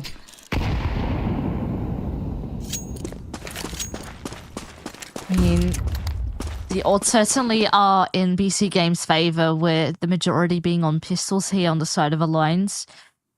Didn't really dare to go in with a full-on buy, keeping some left in the bank for a potential next round, but there's a large gap here to make up for, and the stakes are high. Smokes and a nade. Not quite doing a whole lot, but I need to be careful, because Era, for example, there over in the middle, does have the bomb, and if that drops, it's going to be bringing Alliance into a very tricky scenario. Absolutely. Back up. Given a lot of respect to work with here, actually, and maybe a bit too much. They are just on the pistols here, so they will be more than happy to try and retake, not let any of these early fights go awry. Nexa has to be careful not to be overrun here. There's no second point of contact to help him out, to bail him out if it's needed. Simple. Missed first shot, missed second shot, just trying to keep hold of the attention, I guess. But there we go, finally the third connect. Avid's got one, but it's a short-lived victory. And there we go, finally series point achieved for BC.Game. 6 opportunities to close this out. They're looking so strong, like there never was a break. They are firing on all cylinders, raring to go, raring for that regional final already. And a lot on the line here for Alliance to try and fight for. We were mentioning already earlier for both these teams. Previously, in the first cup, they didn't manage to get into the prize pool territory. And now both of them are so close, and additionally have a spot in the regional final, which means top 4 teams, and they will then battle it out for a shot at Pro League. So definitely a lot on the line. BC.Game can already smell that victory. Ooh, Casamito, we've sung his praises this series. Needs to be careful here. Rounds the corner, the flash is so perfect, they peek anyway. There's 2, and Nexa with a third demolishes their chances. Alliance looking dead in the eyes. At that 13th, hitting the boards. 2 versus 4 needed, and Simple's holding the line. It's a missed shot, it's a mercy. I mean, they are allowed to hang on, but there is a hefty disadvantage for Alliance here. They have that smoke, use it as a bit of lever to try and cross, but Nexa is awaiting. He's playing it quiet, not making much noise. Has his teammate a bit further back. And honestly, if they can play this one out together, not quite. Good for 1 kill at least. Still though, player advantage, and look at the HP on Upe. It is only 14. Simple and Prime Taps on the hunt to victory. As Upe is creeping out of the smoke, he can't do the job, and it is 13-6. As BC.Game Esports win the second cup here at ECL. They do. Massive congratulations to them. They booked themselves a spot in that regional final alongside Paravision, and then whoever wins Cup 3 and 4. Bit of a reverse sweep, but my God, they've done it, and they are looking incredible. They right the wrongs of the first match in that upper bracket final. They set history straight. And Simple, we highlighted him as our Kidia player to watch. The moment he got his hands on the orb, it all started to go wrong for Alliance. An incredible series for them, and this roster's really coming together nicely. Yeah, I mean, this roster ultimately, you know, they even have players on trial, the coach as well. So, you know, there's a lot of these players just have a lot to prove in these couple of coming months. And so far, I mean, you know, first cup didn't quite get the result maybe that they wanted, but since then, things have started to align and look a lot brighter. Yeah, they have. And honestly, just incredible stuff here. Highlight after highlight. You know, that final map, Casanito, I feel like a player we've got to shout out. Just the king of being in the right place at the right time. The flashes and the utility just on a whole other level. Alliance were lacking a little bit in that department, but commiserations to them. They have had a huge improvement over the first cup and, you know, came through that upper bracket only to fall at the final hurdle. But BC.Game, that's it. They are our Cup 2 champions. Yeah, and with that, they win $12,000. They secured that spot towards the regional final. And, you know, they don't have to worry about playing the other 2 remaining cups. They've got themselves locked in. They can relax. They can focus on perhaps other tournaments in the meantime. Because let's be honest, here in Tier 2 Counter-Strike, there is so much going on. You need to always keep your eye out on so many different teams and games that it sometimes can just be a lot. So with them, you know, they secured a little bit of an advantage heading into that regional final. Absolutely. But let's take a look at the journey to get here. As you can see, we covered the game yesterday, BC.Game versus ESC for the qualification, the consolidation match for this final. And BC.Game's only had to play 1 match in that lower bracket, only had to teeter on the verge of elimination once. But then the upper bracket, you can see Alliance absolutely storming through, dropping very few maps along the way, but ultimately the final hurdle just slightly too high for them. And there we go. That's going to be it. The journey through the second cup concludes. I mean, it's been a very spicy cup. Yes. We saw a couple of new faces entering the second cup, which has been very, very exciting. And ultimately, you know, completely different winner, completely different teams here right at the top of this cup, which means that honestly, anything can happen for the next one. Anything can happen indeed. It seems like we're just ramping up, but everyone's getting used to the new format a little bit more. But an exciting series to end us out on there. A couple of moments that we were a little bit worried, but that is going to be it from us. Thank you so much, everybody who came along and enjoyed the journey, who cheered for their favorite teams, for their favorite players. And you to the incredible production team and team behind the scenes for putting this on. But that is going to be us saying goodnight. Until the next cup, farewell. Damn, guys, we almost had this. Thank God it's over. Bored of endless matchmaking? Take your first step towards ECL, experiencing real strategies against teams of your skill. Learn more at fce.gg/ECL. ESL presents ESL Challenger League in partnership with Intel, Acer Predator, DHL, and Kidia.